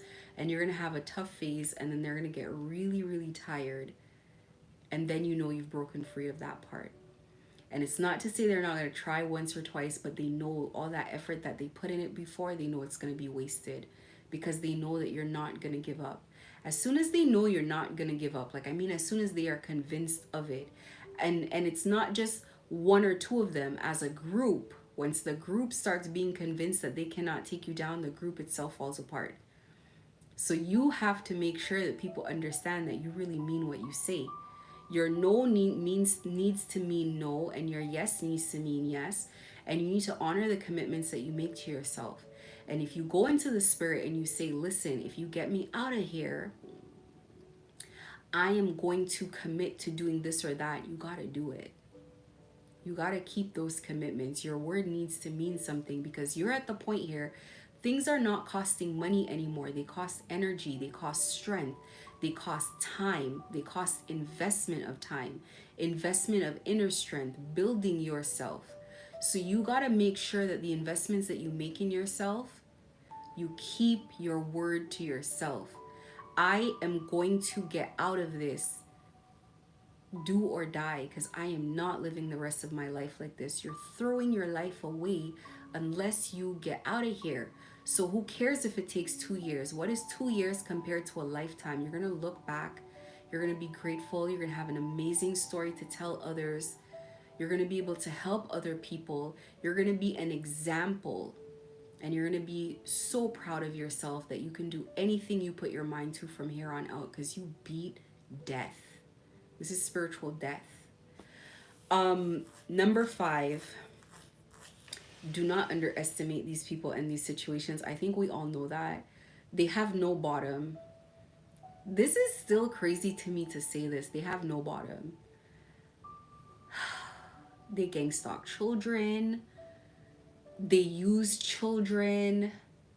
They gang stalk old people. They gang stalk pregnant people. There's no limit to the evil. They don't care. Don't be shocked by how far they take it. You're still going to be shocked. I think even God is shocked.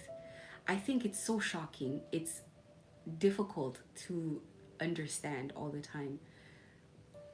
Don't underestimate them and just always plan for the worst. This is another one. Release your ego. This one's tough. As you start gaining ground, don't get into your ego. It's a trap. I've learned this the hard way. Your ego is a weakness. It lies to you all the time. And it makes you make mistakes. It makes you too comfortable. I need you to understand that you see things through to the end, not almost the end, not one step away from the end, not I'm so close it's I might, no. The end. The end, close the door completely, seal it, cement it, put bricks up. It's a wall now. It can't even open. That much. No almost the end. No almost. It's done when it's done. It's not about them being too tired to do it. No, it's done when it's done. You see things through to the end. So you don't let your guards down till the end. Your ego makes you let your guards down. Your ego makes you think I have this in the bag. Nothing is in the bag. It doesn't matter if it seems like it's in the bag. Keep going. Watch where you place your feet. Make decisions out of logic and spiritual guidance. Don't be too ambitious. Don't rush. Don't take too many risks. Don't make too many assumptions as you calculate. Do things that make sense. Testing is important. You test things before you commit to things. You test things before you invest in things. Be safe. Take your time. It is a journey. Look at it as a game. Look at it as a challenge. Look at it as something that trains you. But don't make decisions from your ego. You will lose every single time. I promise you. That is how ego works. Um, you need to walk a middle path. I talk about this all the time. The middle path is extremely important because both sides are crucial to your journey. No more love and light only. I know it feels good to be there, but you're not just walking in the dark.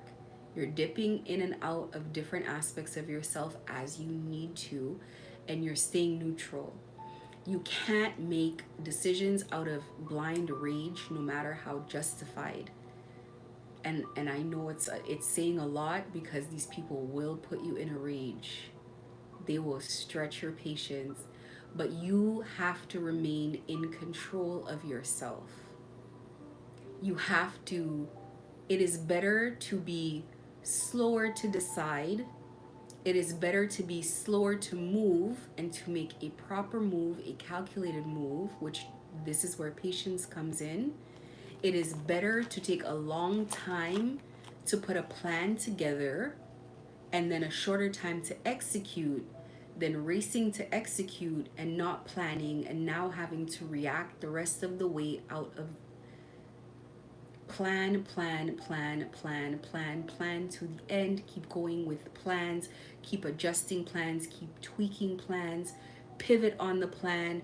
I'm going down this way and it seems like it doesn't make sense. I'm gonna take another direction. I might need to take a shortcut and then I could get back here on this. Like, keep planning, multiple plans, plan A, plan B, plan C, contingency plans. If this one fails, blah, blah, blah, etc., etc. 95% plan, 5% execution. Because you want to know the parameters of what you're doing. What you're doing here is you're flipping this situation on its back. You're going from a state of being reactionary to being in a place where you are putting them in a position where they're reacting. They're getting to know a new version of yourself, a version that doesn't put up with nonsense, a version that doesn't care anymore when you fail, a version of yourself that cannot be distracted, a version of yourself that doesn't deviate from course. If you don't do something that you normally do, it's because you're doing something else. So they always have to be suspicious that if you're not doing something normally, like, what the hell is going on? They got to be nervous of you. Not the other way around. They have to be nervous when you're too quiet, nervous when you're too loud, nervous of everything. They got to not trust you, not trust your reactions, not trust your behavior because you're unpredictable now. You got to make this into a mess. You got to make this into chaos. You got to make this like something that they want to end. They need it to end. It's too much now. So you have to flip the script, flip what's happening here.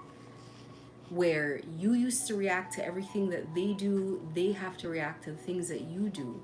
You have to no longer make sense. They have to sit and try to observe you, try to figure out what's going on. If you've been gang stalked for yourself there for a while, sorry, they probably don't have as big a budget as when they started. They probably don't. They're probably on like some type of fixed income type of situation. They're not gonna, maybe they don't have enough money for the kind of things that they have to go through. If they wanted to pay police to come do this or get people to do this or that, maybe I find it's earlier in the stage that it's like that. I find once it kind of gets to almost like a routine phase, it's kind of like, from my observations from the outside, it's not as thick, it's not as heavy. It's kind of like routine because they have you figured out. We just got to do this, this, and that, and you'll fall back in line and blah, blah, blah. Like, break out of that. Get out of that. Get out of that. But walk the middle path. Do not be afraid to piss people off. Do not be afraid to be draining. Do not be afraid to be the aggressor. Do not be afraid to fight back. None of this is physical. I'm not saying physically touch anybody, but I'm saying become challenging, become deviant. Let me look for the meaning of this one word, because I kind of like this one word. Hold on. And actually, I wanted to look it up anyway, because I kind of want to watch this movie again. I will literally pause a whole live. Okay, be divergent. I knew I wanted to use the word. I don't like using words I don't know what it means. So divergent means moving away. Something divergent is moving away from what is expected. Two divergent paths are moving in opposite directions away from each other. Things that are divergent are diverging, moving away from a path or a standard. Be divergent. Move away from whatever is being expected of you. Move away from the ways that you used to react. Move away from predictable behavior. Move away from gang stalking. Get the heck out of here. This was just a wrong turn. Don't be here. But do not be afraid to jump into your shadow. Your shadow is here to protect you. The dark side of you, the side that can mirror people's behavior, good or bad, that's the side that you need right now. You're going to need it for a while. And when it's time to put it away, you'll feel like it's time to put it away. But you should never put it away altogether. You need that side. You need that side. So you can hop into it. You can be however you want, whenever you want. It's why are you like that? And is it out of control? And can it be tamed? And are you going to stay in there? And are you going to continue to be in that side even when it doesn't serve you? You have to know when to stop. You have to know when enough is enough, when you've made your point. You can't just be senselessly in your shadow side. It must be strategic. It must be to achieve something, and then you hop back out. So, the middle path. Number 8, prepare for a lengthy battle. Prepare for abusive behavior. And I've already said no one is saving you. You know that. So let me explain how fights work, okay? So this is how a fight works. In the beginning, there is a bully and there is yourself. You guys are fighting. And as you push back, they have the advantage initially. They're going to really hammer down on you. When you're fighting back, prepare for the period where they say they're going to hammer down. In this period, you conserve your energy, you let them use their energy.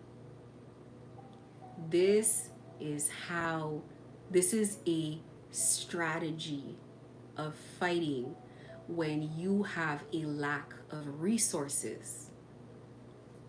And you have a lack of resources in all ways.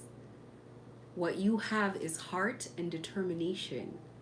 You're outnumbered, you're outpennied, you're out everything.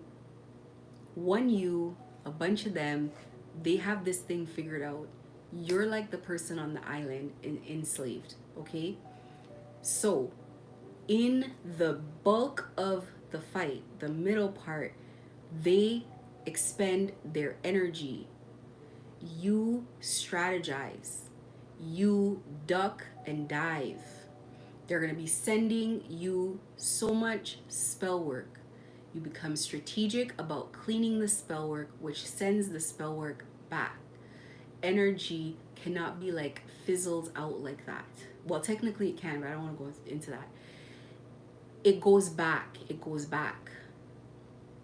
When the energy goes back, they become buried in all the energy that they sent to you, because the energy cannot stay with you. It's not soaking in. Do not sit in dirty, energetic environments. Don't even sleep one night in that energy. It is not good for you. If you need to cleanse and you go to sleep without cleansing, you're gonna have a big job to clean in the morning. So you gotta do the cleanse. I don't care what hour it is. If you wake up, if they send you an energy, like they send an entity to you at 3 a.m., you get up at 3 a.m. and you clean that off immediately. You can't sleep with that. You can't let that soak in. Because if that thing gets in, hell to pay to get that thing off of you. Now the fight is going to be from the inside. You got to be strategic. So the bulk of this fight is ducking and and dodging bullets. Bob and weave. That's where your energy goes. But you're learning also. You're learning how they work. You're learning a lot of things. It's like finding a cure to everything that is sent to you. That is the bulk of the fight. So you got to be ready for that. That there's going to be an extended period of that. And you got to be ready to keep up with it. That means you never entertain the thought of giving up. There is no such thing as giving up. You're getting through. This is the path forward. The difficult path in the middle, the difficult part. This is the part that will change you into who you have to be to walk out on the other side. This is the part where you get strong.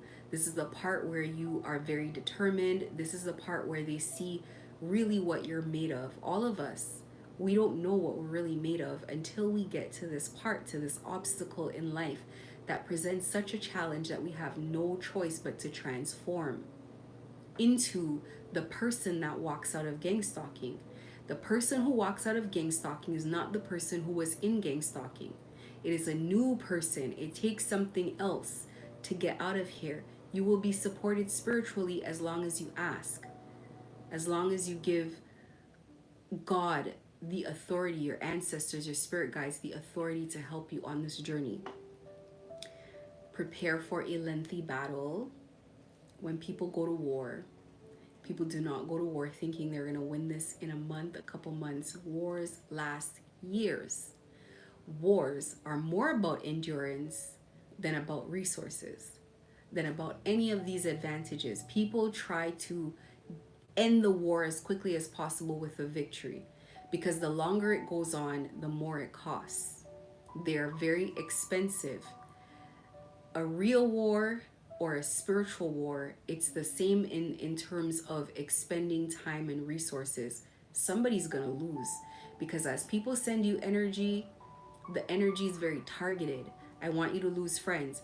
I want you to lose your home. I want you to lose your this, your that, your third. They are very specific about what they're asking for. So when you send it back, you're not just sending back a burn on your leg. You're sending back somebody's ability to walk. You might see it manifest as a burn on your leg because maybe you have spiritual protection because you're the TI. You're the innocent party, so maybe there's a bare minimum of protection that's there. But they may just want you to not be able to use that leg at all. That's what goes back. So you have to be ready to just endure what is happening here. You know, for me personally, that's not the toughest part. It's not to say it's not tough. Listen, it's not to say it's not tough.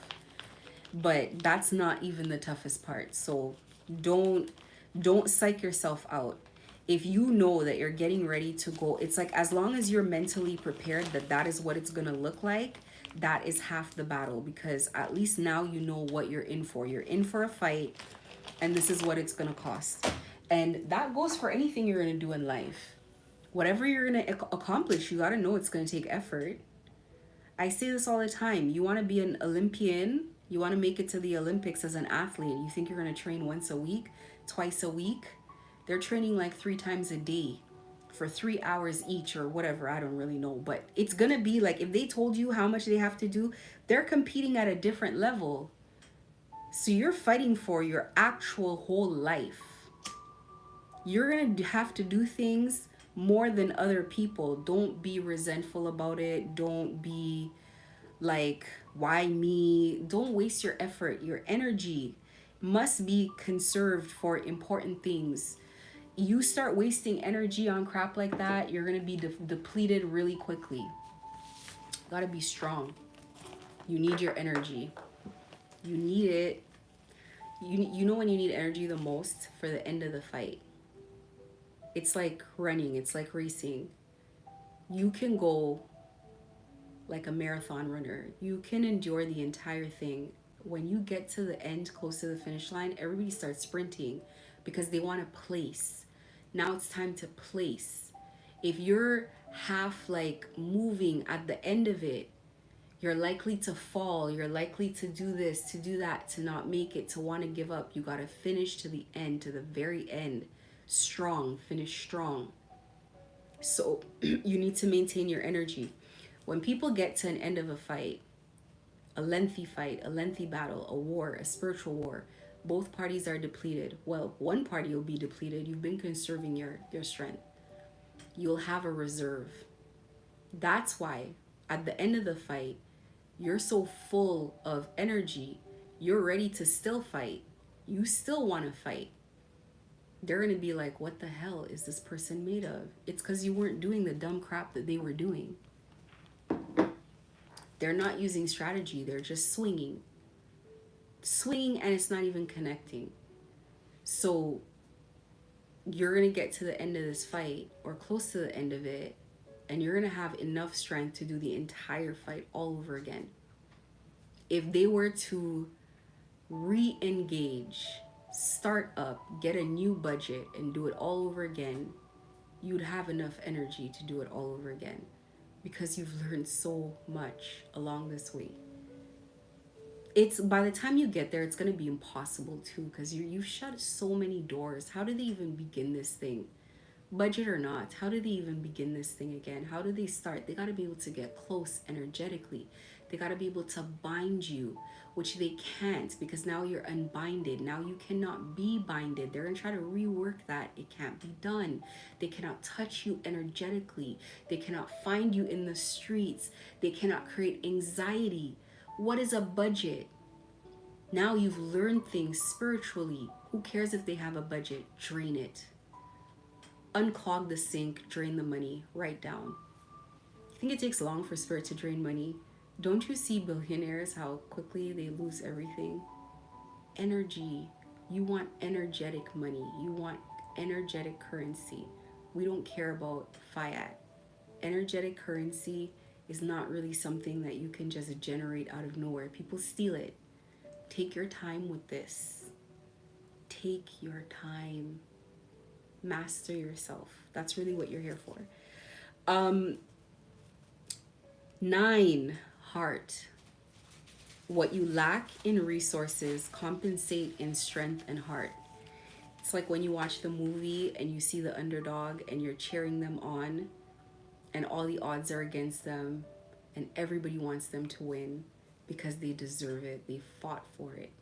They fought for it. That's where you want to get yourself to. Maybe other people might not be cheering you on, but they damn near, they're looking at you in admiration, like, this one is not letting us knock it down. Like, what is going on here? You will get to that point. You need to compensate for what you don't have. Where you are, it's like saying, you know, some people, maybe they can train in a world-class stadium. Maybe they have all the weights and they have the equipment that will tell them how much they weigh, what percentage of water they drank today, and blah, blah, blah, and all this stuff. And you're training outside and you're not measuring a damn thing and you're just doing your best and you don't have anything. That's where you're at. But you're going to get up every day and do it. You're going to push yourself more and more each time. You're going to do it when you don't want to do it. You're going to do it in the rain. You're going to use cement blocks instead of weights. And you're going to climb trees and you're going to do all of this stuff. And they're not going to be able to catch you either way. And to be honest with you, we all kind of know the people who have all the state of the art equipment, it kind of makes them lazier anyway. They're going to look at you in shock. Because you've been running in sand, in wet sand. You've been doing things like that, that naturally make you stronger. more determined, and it's your life. You're fighting for your life. What more motivation do you need? This is how you have to look at it. You got to make up for it in heart. You got to make up for it by motivating yourself, pushing yourself, getting knocked down the night before, frustrated, going to bed in tears, and waking up the next day like, absolutely not am I going to let these people get an inch. When I was in the bulk of it, I was a ball hog. Like, when I say ball hog, I mean like I didn't want them to win anything. No victories. It was like, it was selfish. It was like I wouldn't want to play myself. It's like, nope, you're not getting that one in either. Nope, you're not getting that one in. There's no, oh, well, I got all. There's no such thing like, oh, well, I got all of the big ones, so just let them have that one. It's like, no, you're not gonna have anything. I don't want you to have anything. No victories, no win, nothing. All of your hard work goes to garbage all the time, all the time. And for me, let it build up. Let it build up. Build that work in. Build it up. Do it. Do it. Do it. 85%, 95%. Okay, drain it. Pull the plug. Pull the plug on the entire thing. I'm not going for it. Pull out at the last minute. On all the time. Let them invest. Let them do what they're doing. Let them try. Let them get their hits in. Let them send all the work. Let some of the energy build up sometimes. I'm not even gonna give you guys that advice, because you gotta get to the point where you could do that. But if you could, think about all the energy that's being sent, building up for a bit, and then sending it back. Like, you gotta be strategic with these people. These people are crazy. And avoid conflict where you can, because you don't want to drain yourself. Like, there's some times where it's like, I can see that they've sent this person to study me, to be whatever, and I'm like, girl, bye. I'm not even doing this with you. This is not worth my time. I'm not playing this game. I'm not playing this game. Be very clear about who you're gonna take on. You're not taking on everybody that they send to you. You're not welcoming every conflict that comes your way. Actually, you want to welcome zero of these conflicts, as few of them as possible. As soon as I start seeing them do some nonsense, like, I'm checking out. We're not inviting new players to this nonsense. We're not engaging in BS. We're not responding to people. We're not, like, you're very clear of what your target is. Very, very, very, very clear. The objective is very clear. Don't just do things to do things. Clear objectives. What is the objective? You're leaving gang stalking. If it's not to the objective, then don't do it. You're wasting time. You're wasting energy. Anything that you pray for, you're creating energy. And what do you want to do? Create an intention for this nonsense. And where is it going to get you? There are times you got to let things go. Fortunately, not even unfortunately, let things go. There are certain things where it's like, people want to start up with you and whatever. It's like, it's just not worth the energy of investing in it. It's like you're wasting energy in every single direction. Just gotta let it go. Number 10, I don't know why it's number 10, because it is, I think, too far down this list. Never give up on yourself, God, or your spiritual protection. This is out of the question. Spiritual protection, spiritual relationships, you look at it almost like family relationships. This is for life. This is not dependent on circumstances. If you're going to be gang stalked for 20 years and it's like that's the journey, is that you have to spend 20 years here, your spiritual relationship is not dependent because it's taking 20 years. The relationship remains the same. You're looking always to strengthen this relationship. The relationship is not dependent on your personal circumstances, because that is not how you treat a parent. That is not how you treat a child. That's not how you treat anybody else. The relationship with God, we need to reframe it. It is a relationship. It is walking together. It is acknowledging the existence, acknowledging the presence. It is not about if your prayer got answered. It's not answered for a reason, trust me. And if you knew why it wasn't answered, you would agree. I come and tell you this after many, many unanswered prayers. You you look back and you're like, damn, thank God didn't get answered then. It would have been horrible. But you have to give them that authority. Like, this is a relationship. You're developing a relationship. This is going to continue after gang stalking. This is gonna, like I said, with these cords, these energy cords, they continue after you pass away. You want to come back with this energy that helped you out of gang stalking.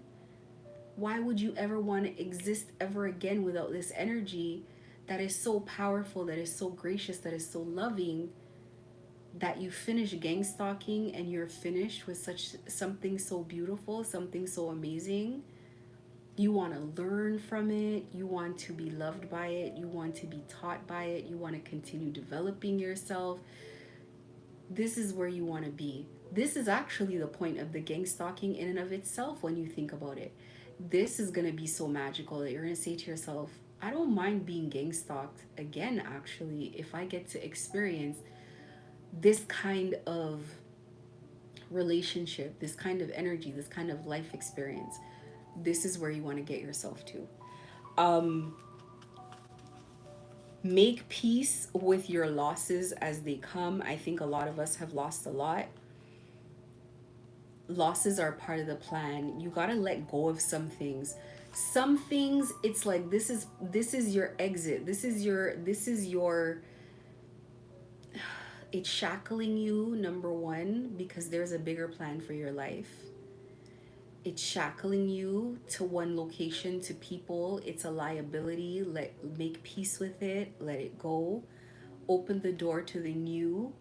Allow yourself to envision a new future, or to be shown what the future is going to be if you can't envision it for yourself. Make peace with the losses. People want you to feel lost from what you've lost. You gotta be like letting it go. It is what it is. You will come back into 100 times more than that, or not. Maybe you might just get it back in a different way. Who cares? But the lessons that you learn from here on out are gonna be worth more than money. A person who can endure gang stalking can endure anything.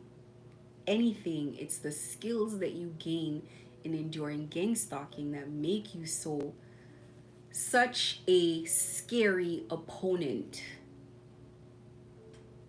If you can put up with this level of manipulation and abuse that they keep talking about like it's this big insurmountable thing, and it's a couple of knuckleheads with money and influence over people, is all it is. Paid off police officers, paid off landlords, paid off whatever. If you had money, you could do it too. A monkey can be trained to do this stupidity. You guys made it bigger than it is. There's a couple of more idiots with some candles destroying their life, sending people energy for a couple of dollars a day. For what? When they could have stood in the light and been able to work with God to build where they don't have to do this crap. So don't make this problem insurmountable. Don't be dramatic about it. Yes, you're going to cry about it. Yes, you're going to feel upset, and then you're going to move on. It's your ticket out of here. I got to give this up. Let me explain to you. You ever see these stories of people in like war-torn countries, and they have to get out of the country, and they're some of the richest people, politically connected people. The airports don't work. The only way out of here are the planes that are coming in. These planes that are coming in belong to the countries that are attacking them. You have to go to your vault and get some money and go to a soldier, a pilot, and say, here you go. Can you get my kids out of here? Take them to America. They're not going to have anything. Give your kids the last of what you have. You got to use this thing. Turn it on. You're trying to hold on to these little things. You need freedom to rebuild. You cannot rebuild in this place. So you got to go. Give it up. For myself, when I see blood in the water, I give it up myself. I don't wait to lose it. I give it up myself. I've held it as long as I could. I've done what I could. Now it's time to cut my losses and walk away with something simple. You can't hang on forever. So you got to let these things go. Losses include people, places, things, relationships, connections, whatever it is. Cut it off and be able to live to fight another day. You need both legs. You're not going to sit here and let these people impale you. Let go of things. Trust me, you can get it back. You did it once before. And when you look at the grand scheme of what you're holding on to, it's not a couple $1,000,000. It's not like good people, great people, amazing people. These are people who would stab you in the back for corn chips. A single corn chip, the promise of a single corn chip. They did not offer them $500,000 to do this. And they would throw you under the bus immediately. They are self-serving. So you gotta cut these losses. I suggest not crying over it. The bulk of what I let go, I could care less. I don't even want to see it again. I don't, there's no feeling. Why? Because I look at it as junk stock. It's weighing me down. Look at the value of it. You gotta look at it this way. Know where to invest your emotions and your feelings, because this is also energy. It's not worth it. Be careful of that. Just remember, well, I don't know how to say this yet. This is a huge one. You're here to overcome challenges. So whatever comes is a challenge. You got to overcome the challenge. Whatever it comes is not to destabilize you. You got to look at it this way. So I tried to do this and it didn't work. It's a challenge. Overcome it. I tried to do that and it didn't work. It's a challenge. Overcome it. As you overcome the challenges, you enhance yourself. Then you get to a new phase of life. We pull the gang stalking aside and we come to a new phase of life. And now you realize that this skill of overcoming challenges is actually just the development of something. It's how you develop things. Well, look, let me tell you, I don't know what people think if like getting money is gonna avoid these processes and this whatever. It just gets bigger and harder. That's it. It's the video game gets harder. I listened to how Donald Trump had to secure mortgages for this one building they would not let go. Like, I mean, these people with money go through things you don't understand. Like, you think you have a gang stalking challenge and it's taken this long. It's like these people get these huge buildings. They've been fighting with this thing so long, wrestling this thing's beating them up. Like, they gotta be friends with this president. They gotta go to this country, to that bank, and they gotta do this. And 5 of them have to come together to put their name on the mortgage. And this has to happen, and all this collateral. And then I heard, it was a documentary I was watching, and I think it was like Ivanka Trump was saying her husband, she was like, they were working on a Sunday and she could see him in his office from her office. And I remember I was sitting there and I was like, Sunday is for sleeping. What? This is how they're working and they have money. They have all the things that we want, right? It doesn't get easier. Whatever you're gonna call it, you gotta keep going. You gotta keep fighting. You gotta get back on the horse. Okay? Like, you did not invent all the problems in the world. What you're feeling, some people have lived in this for 8 years. Their circumstances involve no outside persecution, is them attacking a goal or circumstances in life or whatever. Yours feels like opposition, so it feels so scary. It feels like the world is against you and yada. Put all that crap aside. Who cares? The world's against all of us. Everybody feels like that. Even people you think are well loved, they have fans, they have this, they have that, blah blah blah. They still feel like people hate them. People still have horrible things to say. They're still super insecure because people are talking about like their ankles and their this and that. Like, we are all fighting the same battle.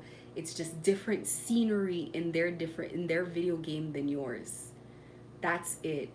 Don't make yourself like a victim. You get a challenge, you overcome it. You get another one, you overcome that one. You get another one, you overcome that one. This is what you're doing while people are sending you energy that you're clearing out.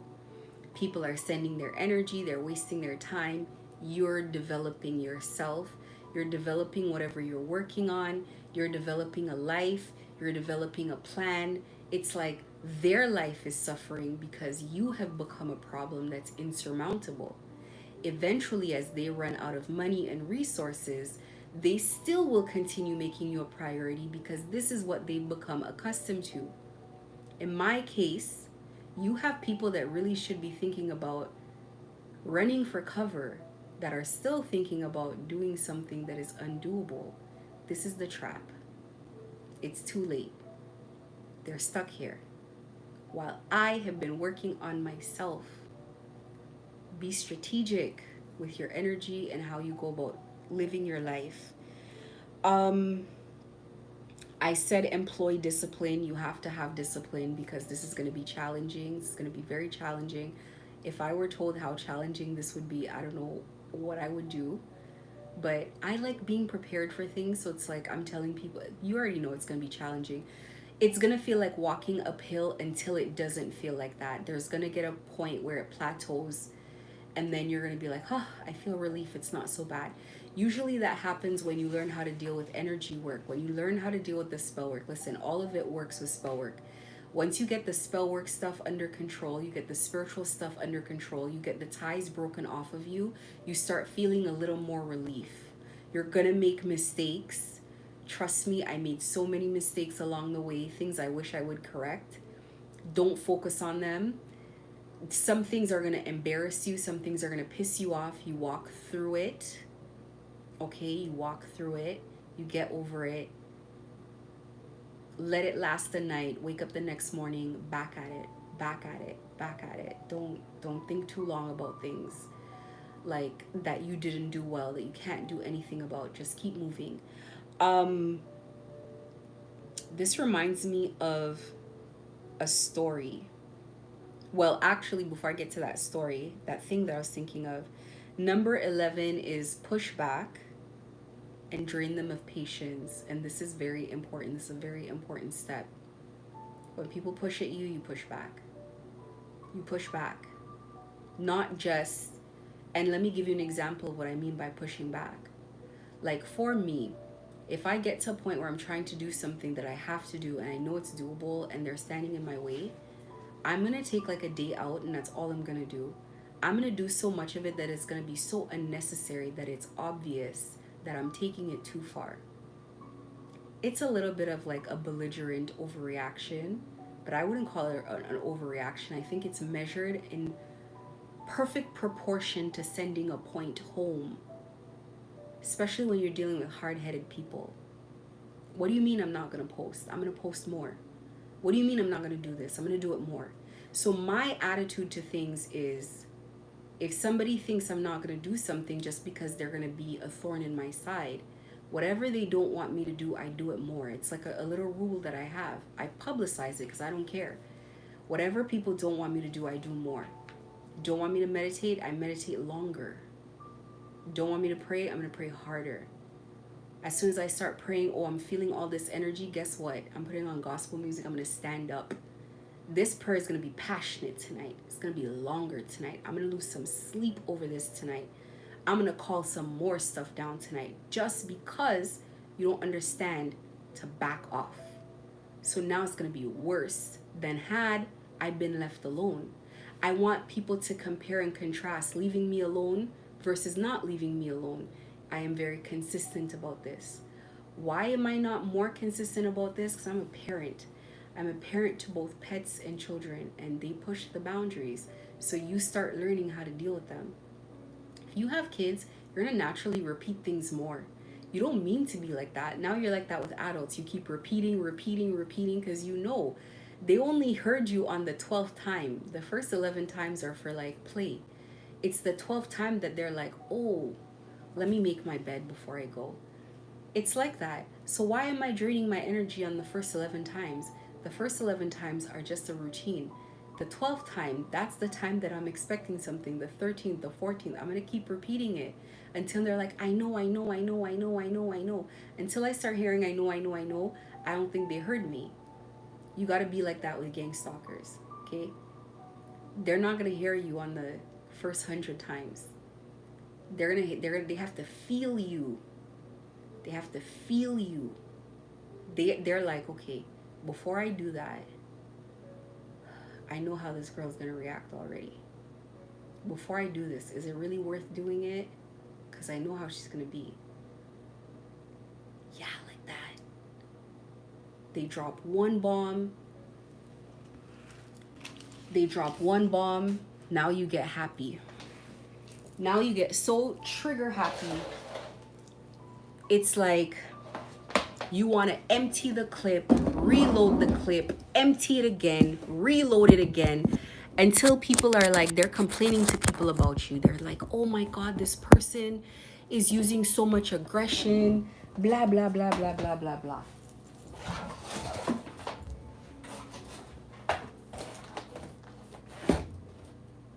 Because to me, I feel like if they're not complaining about me, then they don't understand what I meant when I said, leave me alone.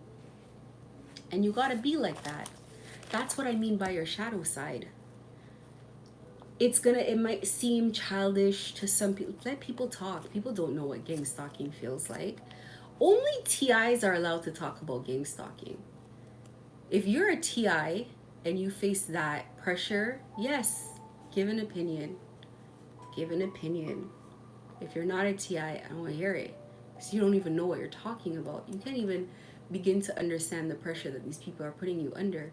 And I say pressure, but it's something else. It's persecution. It's crucifixion. That's what they're doing. They want to put an end to you completely. So no, what do you mean? You have to overdo it with your reactions. You have to overreact. At all times, there must always be overreaction to everything that happens. This will all flow into your plan. I want you to understand that as spirits help you through this journey, whatever you want to call them at this point, you want to call it God, you want to call it your ancestor, whoever, that this is how the world works. This is very important. Actually, I'm going to leave this point to the end because this is going to take a little bit more conversation than just... This is important to understand moving forward because they are the key to getting out of this. I could give you all the strategy in the world.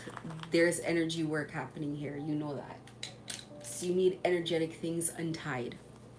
So 11 was pushed back. 12, be teachable.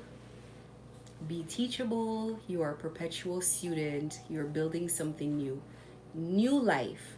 Not going back to the old life, how it used to be. That's the life that got you gang stalked.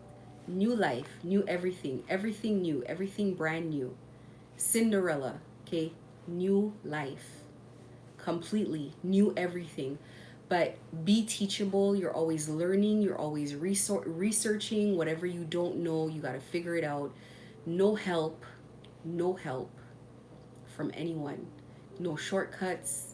No anything. As these people see you moving on, they need to get you back. What are they going to do? They're going to come and offer you things. Okay.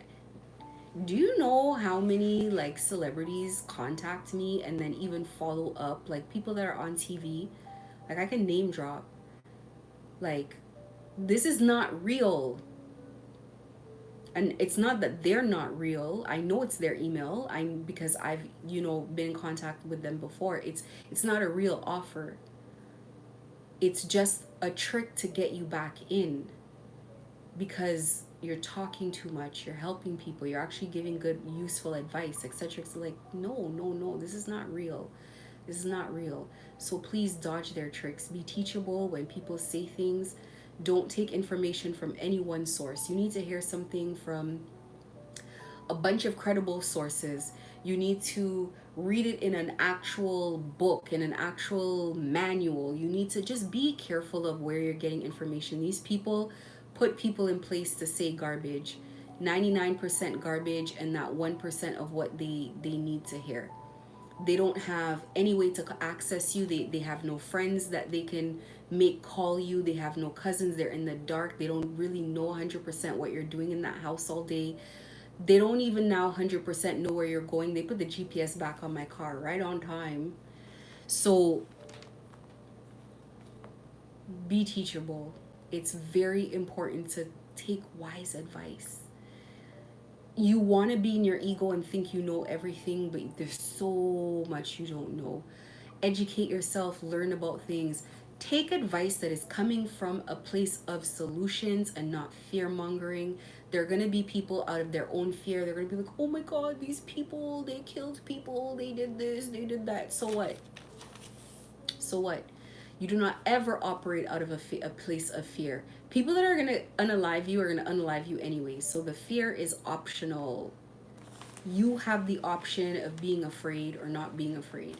Either way, it's going to go one way or the other. But when you remove the fear, you can operate from a place where you can really make good decisions. It's from logic, it's a balanced decision making. A place of not fear says, I can do this, there's a risk. Let me calculate what percentage the risk is. A place of fear is like, no, no, no, I can't do that. I can't risk it. Shut down a solution right away. When you're not in a space of fear and you can calculate the risk, you can then look at the percentage that is risk or risky. I can mitigate it. How can I get around it? How can I reduce it? How can I get it to a point where more than likely it will work?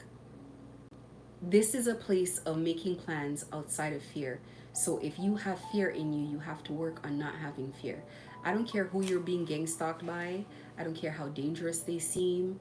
It's human beings just like you. You gotta develop into who you need to be to get out of here. You can't stay here. This is no way to live. Stay your lovely self. Be selective about who gets that lovely self from now on. Stay your lovely self. After everything that you've been through, everything that they've tried to take from you, all of this, you can still be very lovely to people, be very loving, be very whatever, but be selective about it. Don't be selectively honest to people. Gang stalkers love to ask questions. If you're one of those people who's uncomfortable with when people just out of the blue ask something super private, I give you permission to lie. Just tell them some nonsense. Who cares? Just tell them whatever. Say whatever. Can't tell them the real plan. Make something up. Make it outlandish. That's what I... Okay, don't listen to me on that one. But don't tell people your business. They're gonna ask you questions out of the blue. They'll be like, so where are you going tomorrow? It could be like the middle of December in winter, be like the zoo. And just see where else they're gonna take the conversation. They're gonna tell you to your face that you're a liar. Going to the zoo tomorrow. You guys should meet me there at 2:00. What are they gonna do? Stop telling these people your business, honestly. Like, they're that's their job. You meet random people in the streets and then they start asking you questions. That's a gang stalker. That is a gang stalker. And you'll be like, but they have your picture in group chats. The Telegram group chats. Telegram, each chat holds like 200,000 people.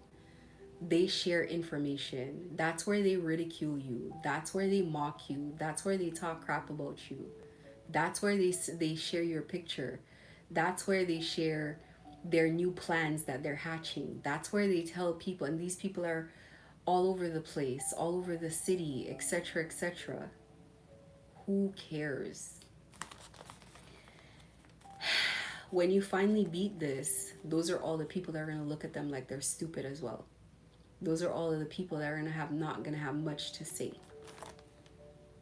Because while they were swinging at you, throwing punches, you were strategizing, you were growing, you were learning.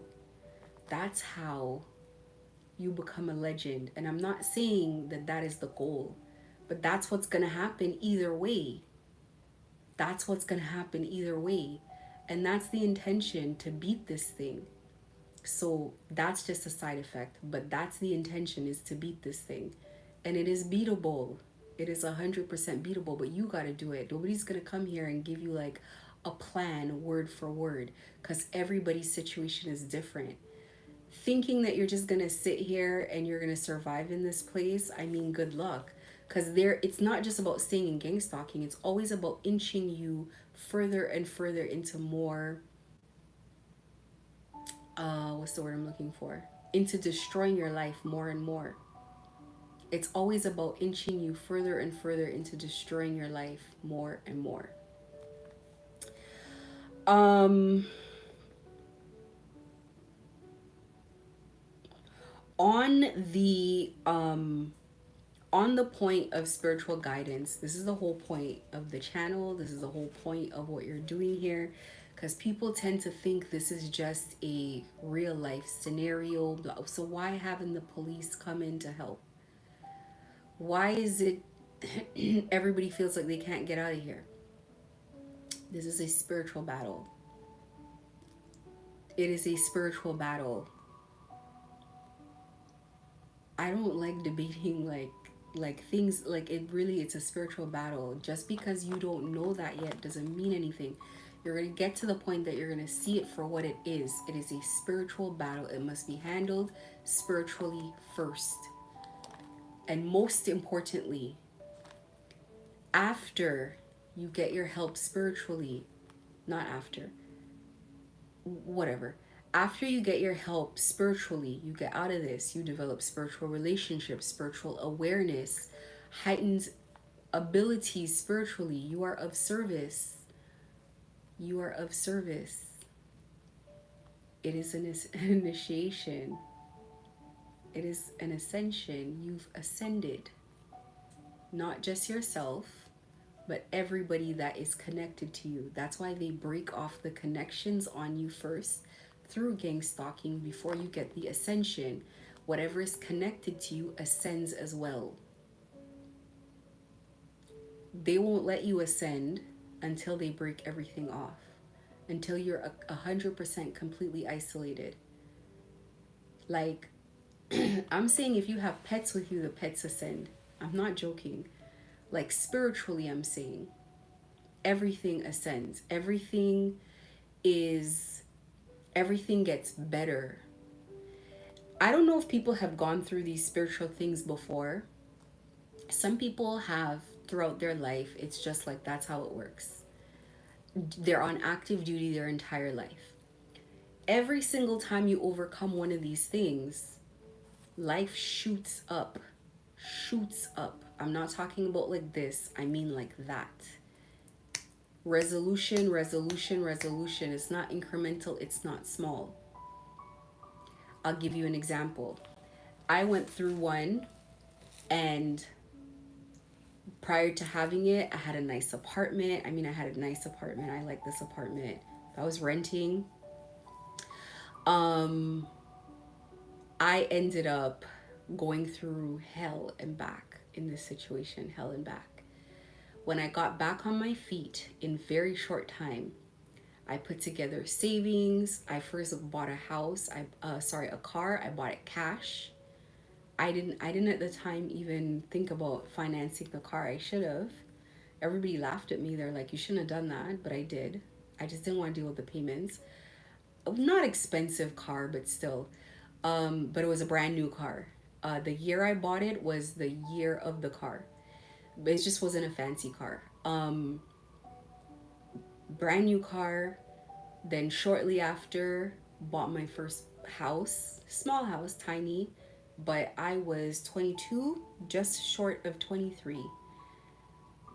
It's like, think about it. If the price was, if somebody else my age, I was like, listen, you're gonna suffer for 2-3 years, but when you come out of here, this is what you're gonna live like. Everyone's gonna say yeah, because they get to prepare for it. You're not prepared for this. So just do your part and don't complain too much. You're gonna complain. You're gonna nag. You're gonna gripe, you're gonna kick, blah, blah, blah. But stay focused, because though you don't know what the prize is, there is going to be one. Because if you get through this spiritually, then you are proof that God not just exists, but God is active and real. That kind of service, that kind of service is valuable. That brings people into the fold, being an example to others on how to do something. That is something that those people, other people need, their ancestors need them to have it. It elevates so many, like it's a ripple effect, the help that it gives. Be of service, try to be graceful. It's not just getting through it, it's trying to be graceful through it, as graceful as you can be, because it pushes your limits, it pushes you, it does. But as graceful as you can be, don't implode. Take your time. And if you do, definitely don't do it publicly. Everybody has their days, multiple days. I have my days. It is what it is. You know, get over it. And not in a rude way, but as in get over that hurdle. The story that so before I leave this, spirit is not like a slot machine. These are lifelong relationships. These are relationships that you want to be lifelong. This is not tapping in and out when you feel like it and when you're in trouble, the way you guys treat the Christian God.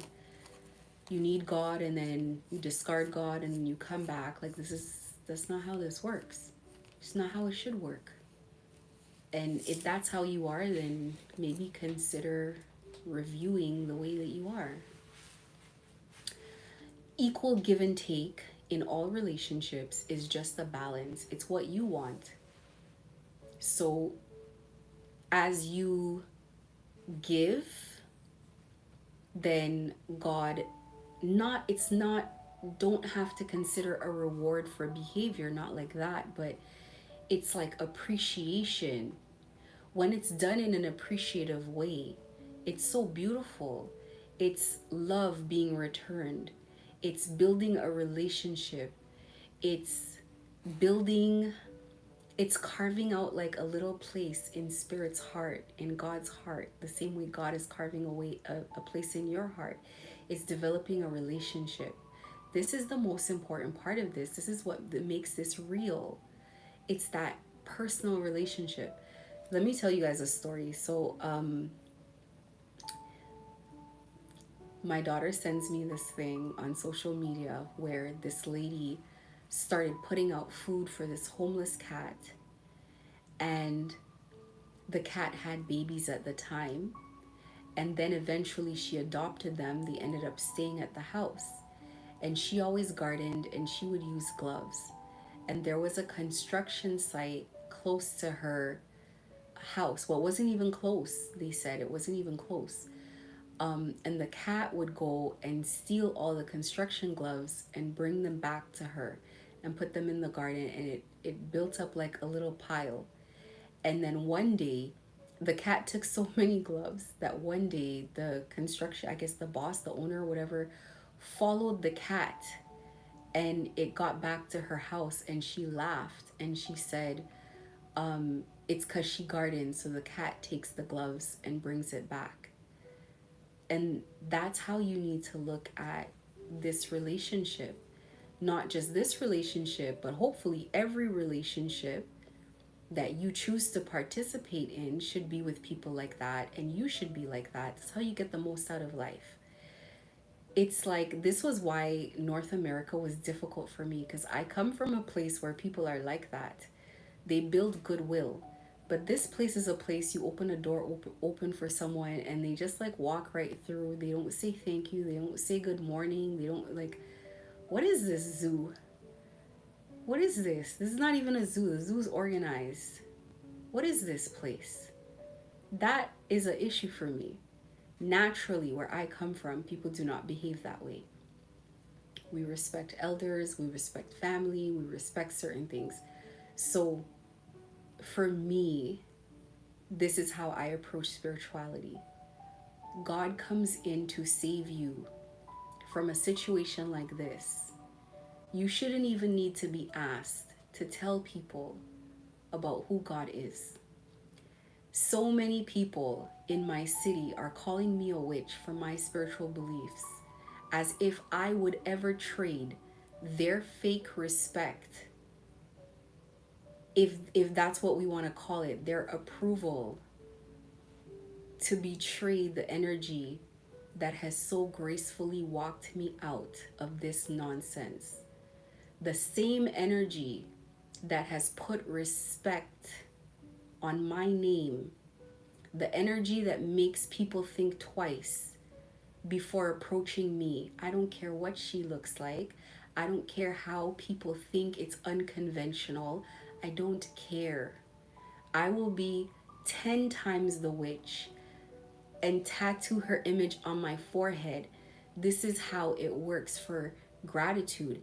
It is not a matter of being asked to be on duty, being asked to be on service. Love and loyalty should already make you think that this is how we are going to move from here on out. Because Spirit didn't ask me for this. It's only natural to feel every day that I wake up, every day that I walk outside, every day that I can go do something and I look up and I look around me, I say thank you every day. I can't believe it. Thank you. Thank you. You kept your word. What do you need from me? And it doesn't matter what it costs me, what Spirit asks. Because I don't know what it costs to do this for me. This is how it should work for every relationship. Once you start putting it like parameters, like give and take and like transaction and like weight on the scale, is it equal? Once it starts being stuff like that, it's like, why would anybody want a relationship with you? Why does anybody want a relationship with people like this?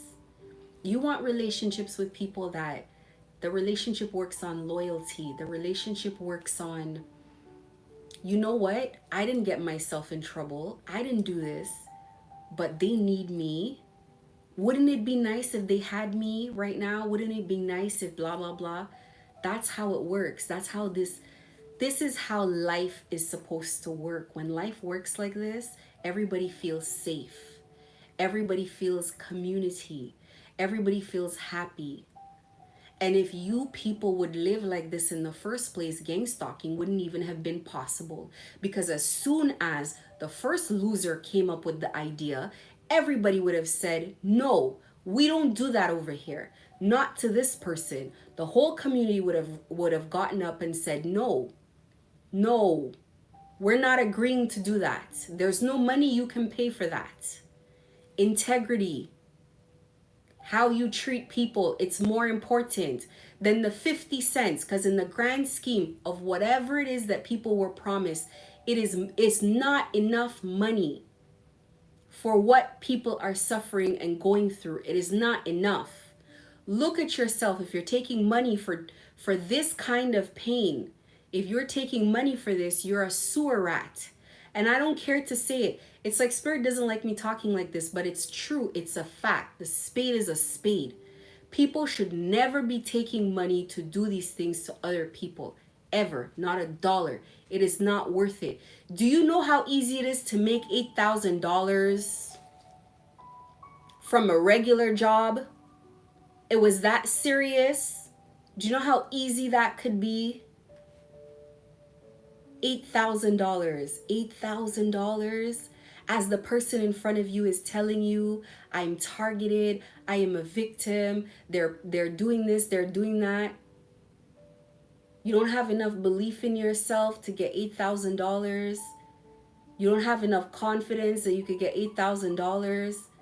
If you earn the $8,000 like that, it's blood money. Now you never make a dollar again. You cannot sleep, you cannot eat, your life is falling apart, marriage falling apart, you lose house, health issues, everything. You don't even want that $8,000. Then you thought, oh my God, all of this for $8,000. Can I please pay it back? I bet you go find a good way to make it then. We got to rethink the way we live. No? The fact that people even have to say you must show appreciation when a cat who doesn't know how to speak English didn't get one glove one day, two gloves one day.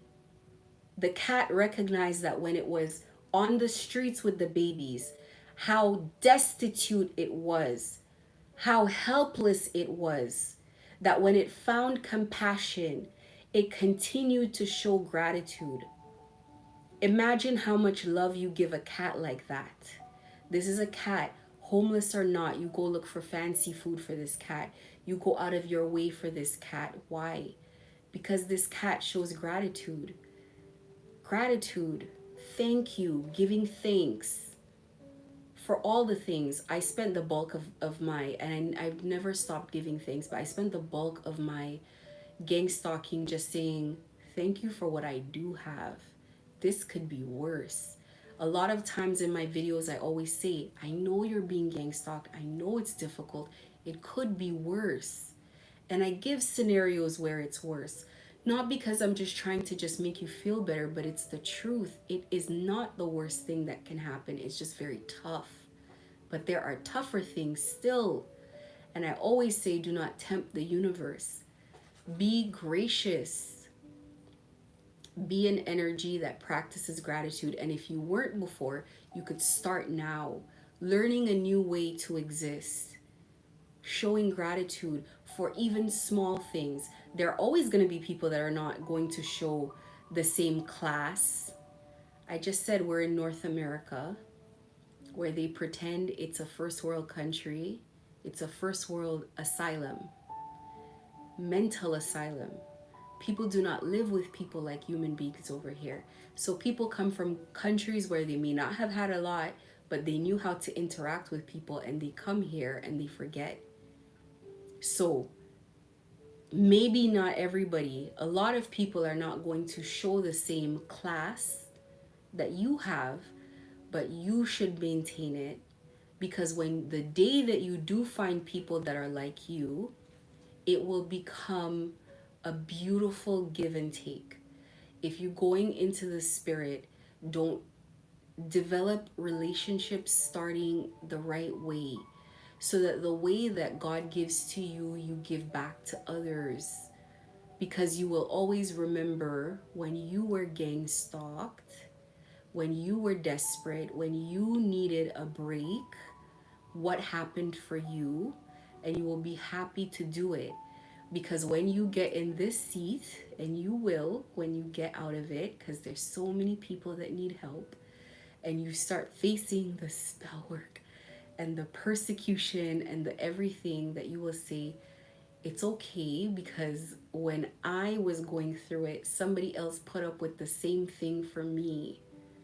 And that you don't just get up here and be ashamed to tell the truth of how you got here, because you're scared of people saying things about you as well.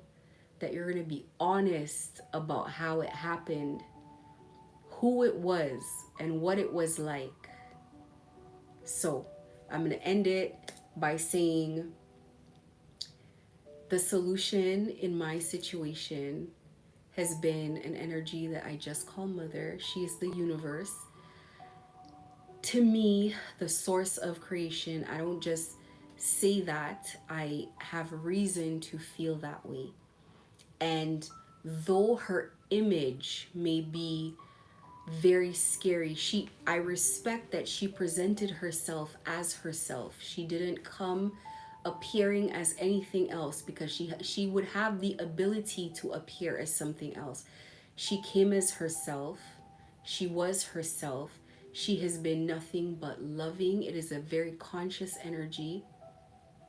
And I know perhaps some people haven't had a full experience of God. If you call, you'll have it. You will. And if you're going through pain, you want to call. You want to make that call. You want to put the prayers out there. Get me out of here. Please, I need help. and she will not ask anything of you. She didn't ask anything of me. She didn't say, I'm doing this, but I need that. It was from day one that I realized that I was being guided. My first thing was, well, what can I do for you? Because I felt like, oh my goodness, this is a lot. This is a lot. This is a lot of love. This is a lot of patience. This is a lot of guidance. Wow. I felt overwhelmed. So I don't see any other way. I can't come and tell somebody something I don't know. I see no other way. This is the only way that I know. There are others also that also speak about her as well, cuz I was I was always saying, like, I naturally would say, like, this energy feels feminine. This energy behaves like a mother. This energy is so loving. Like, what is this? And I started calling her mother. I didn't even ask a name, it just felt natural. Her presence feels familiar. Not just, it's like, it's very familiar. I am not even shocked by it because in retrospect, I can go back through my life and I was like, oh my God, it's been you this whole time. So many things have happened throughout my life that have been odd. And I'm like, oh my goodness, it was you the whole time. You've always been here. So that's why I feel like the gang stalking thing had to happen. That's why I wasn't upset at it happening. I had my times I was like groaning and like, oh my God, and what the hell is this, and whatever. I did. But I also always felt like this is happening for a reason. I don't know the reason yet. I'm gonna figure it out. This is the most loving energy. Actually, when you first meet her, she it feels like love. People like, what question, what does it feel like to meet an energy? You feel what the energy is made of. So if an energy is an energy of hate, you feel hate. If the energy is an energy of lust, you feel lust. If the energy is an energy of love, you feel love. It's overwhelming. It's I said it was too much. I was like, this is too much. Like, oh my goodness, what is this? And it was overwhelming. I cried a lot in the beginning. The word that I would use is weep. I wept. It was like, you feel undeserving even if I've lived my life as a good person. Saying you're a good person is one thing. Feeling it in your heart that you're a good person is two different things. There are people who say they're not, and there's people who don't, they know they're not inside, consciously aware that they're not. And it's not that they're bad people, it's just that they're not the greatest people, that's all. um Even as living my life in a way where I can't help it, I don't enjoy it, because when you try to be a good person, anybody who's a good person knows you've tried to change that. You're like, I can't deal with this heart because it's going to get me in trouble. It keeps getting me in problems. So even like that, meeting this energy has just been like life changing in every way, shape, or form. And that love insulates you. The love that this spirit bubbles you in insulates you from a lot of the craziness going on around you. And when people see you while you're being gang stalked, they're wondering if you know you're being gang stalked, because you are on cloud nine. First of all, is this actually happening? Am I meeting? At first, I was like, am I just meeting a spirit? But as the relationship developed, I'm like, oh my God, am I meeting God right now? Is this possible? Am I deserving of this? Like, what is going on?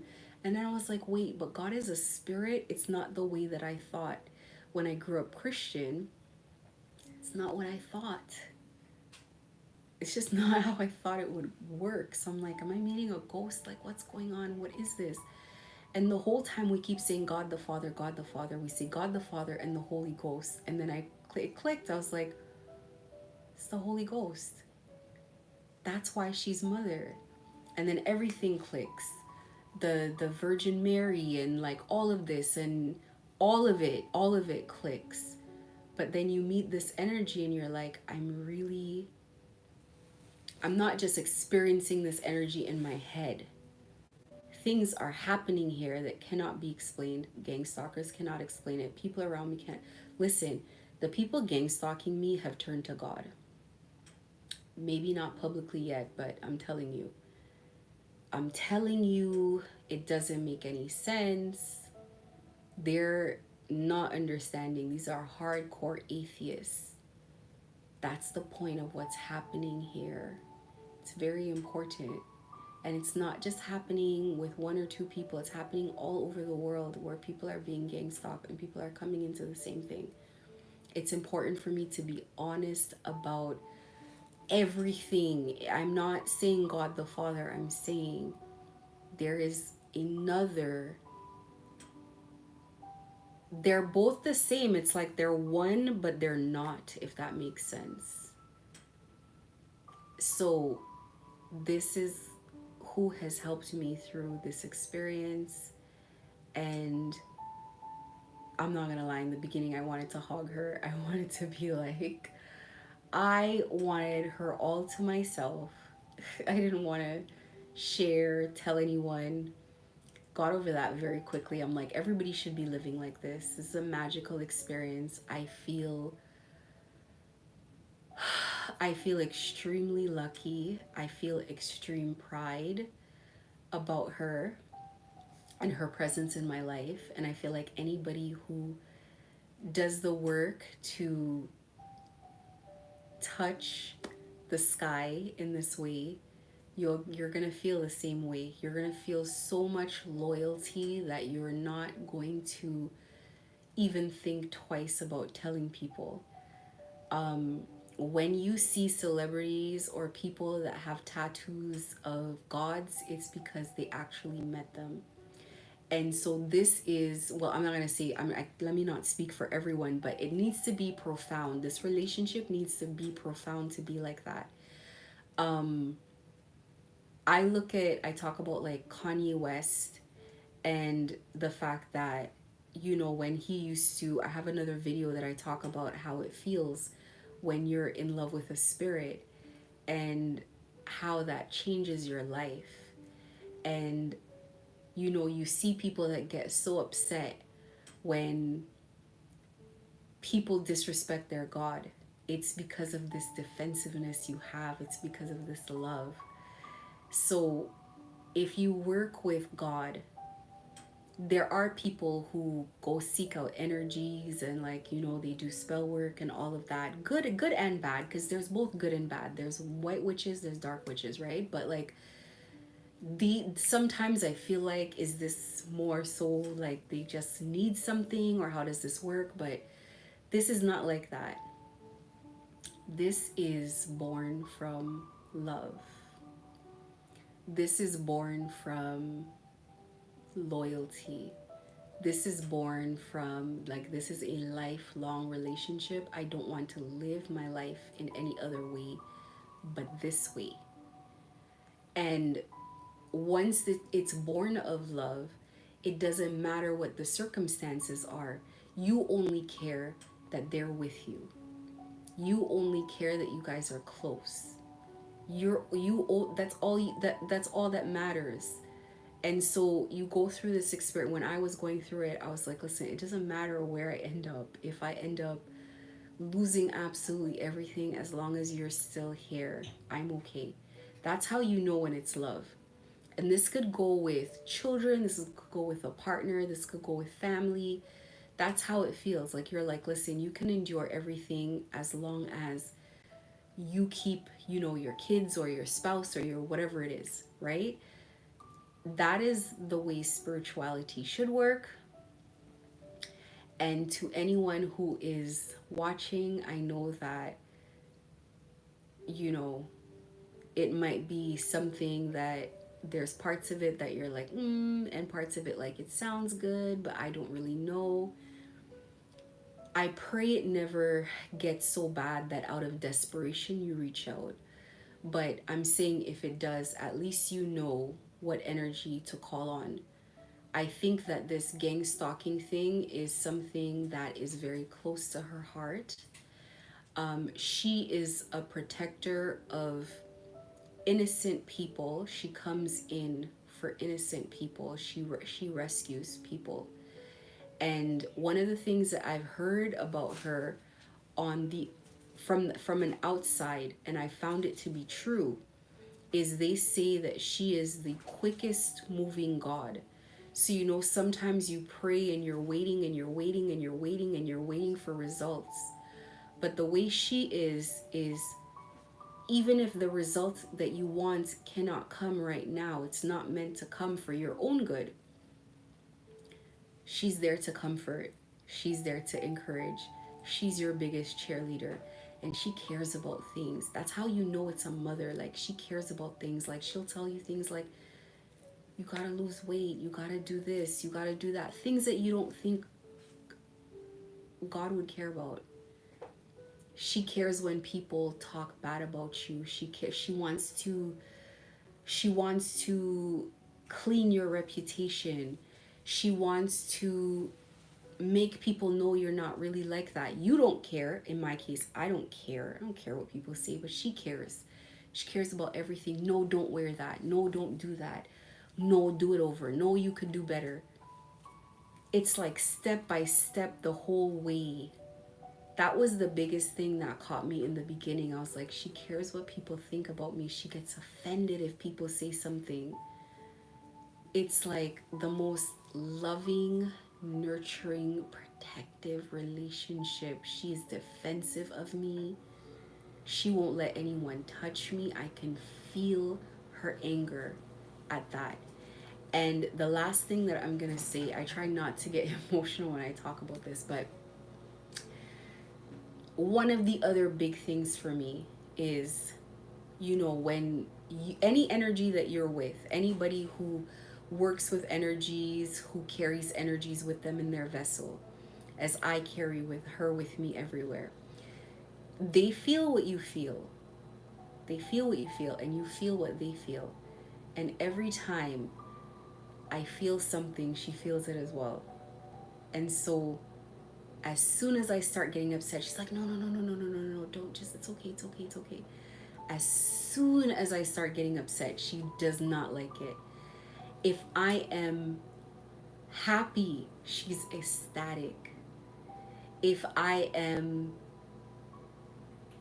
hurt, she gets hurt too. And I can feel that she's not happy. This is the definition of love. It is so easy to be loyal to an energy like this. It's like it's impossible not to want to tell everybody about this. So this is what I want to share with everybody. And I know gang stalking is growing, and I know people in my city are like, what is going on with me? How has this happened? How have I gotten out of it? Very protective energy, very protective. And I am very like, so anyway, I just wanted to share this, and it's important in everything that I talk about, that I talk about her, because nothing would have been possible without her. And I just feel like people don't know. People just don't know. It's for lack of knowing. So this is what I share. I hope it helps someone. I hope you guys have a great day, and just remember that God loves you. Have a good night.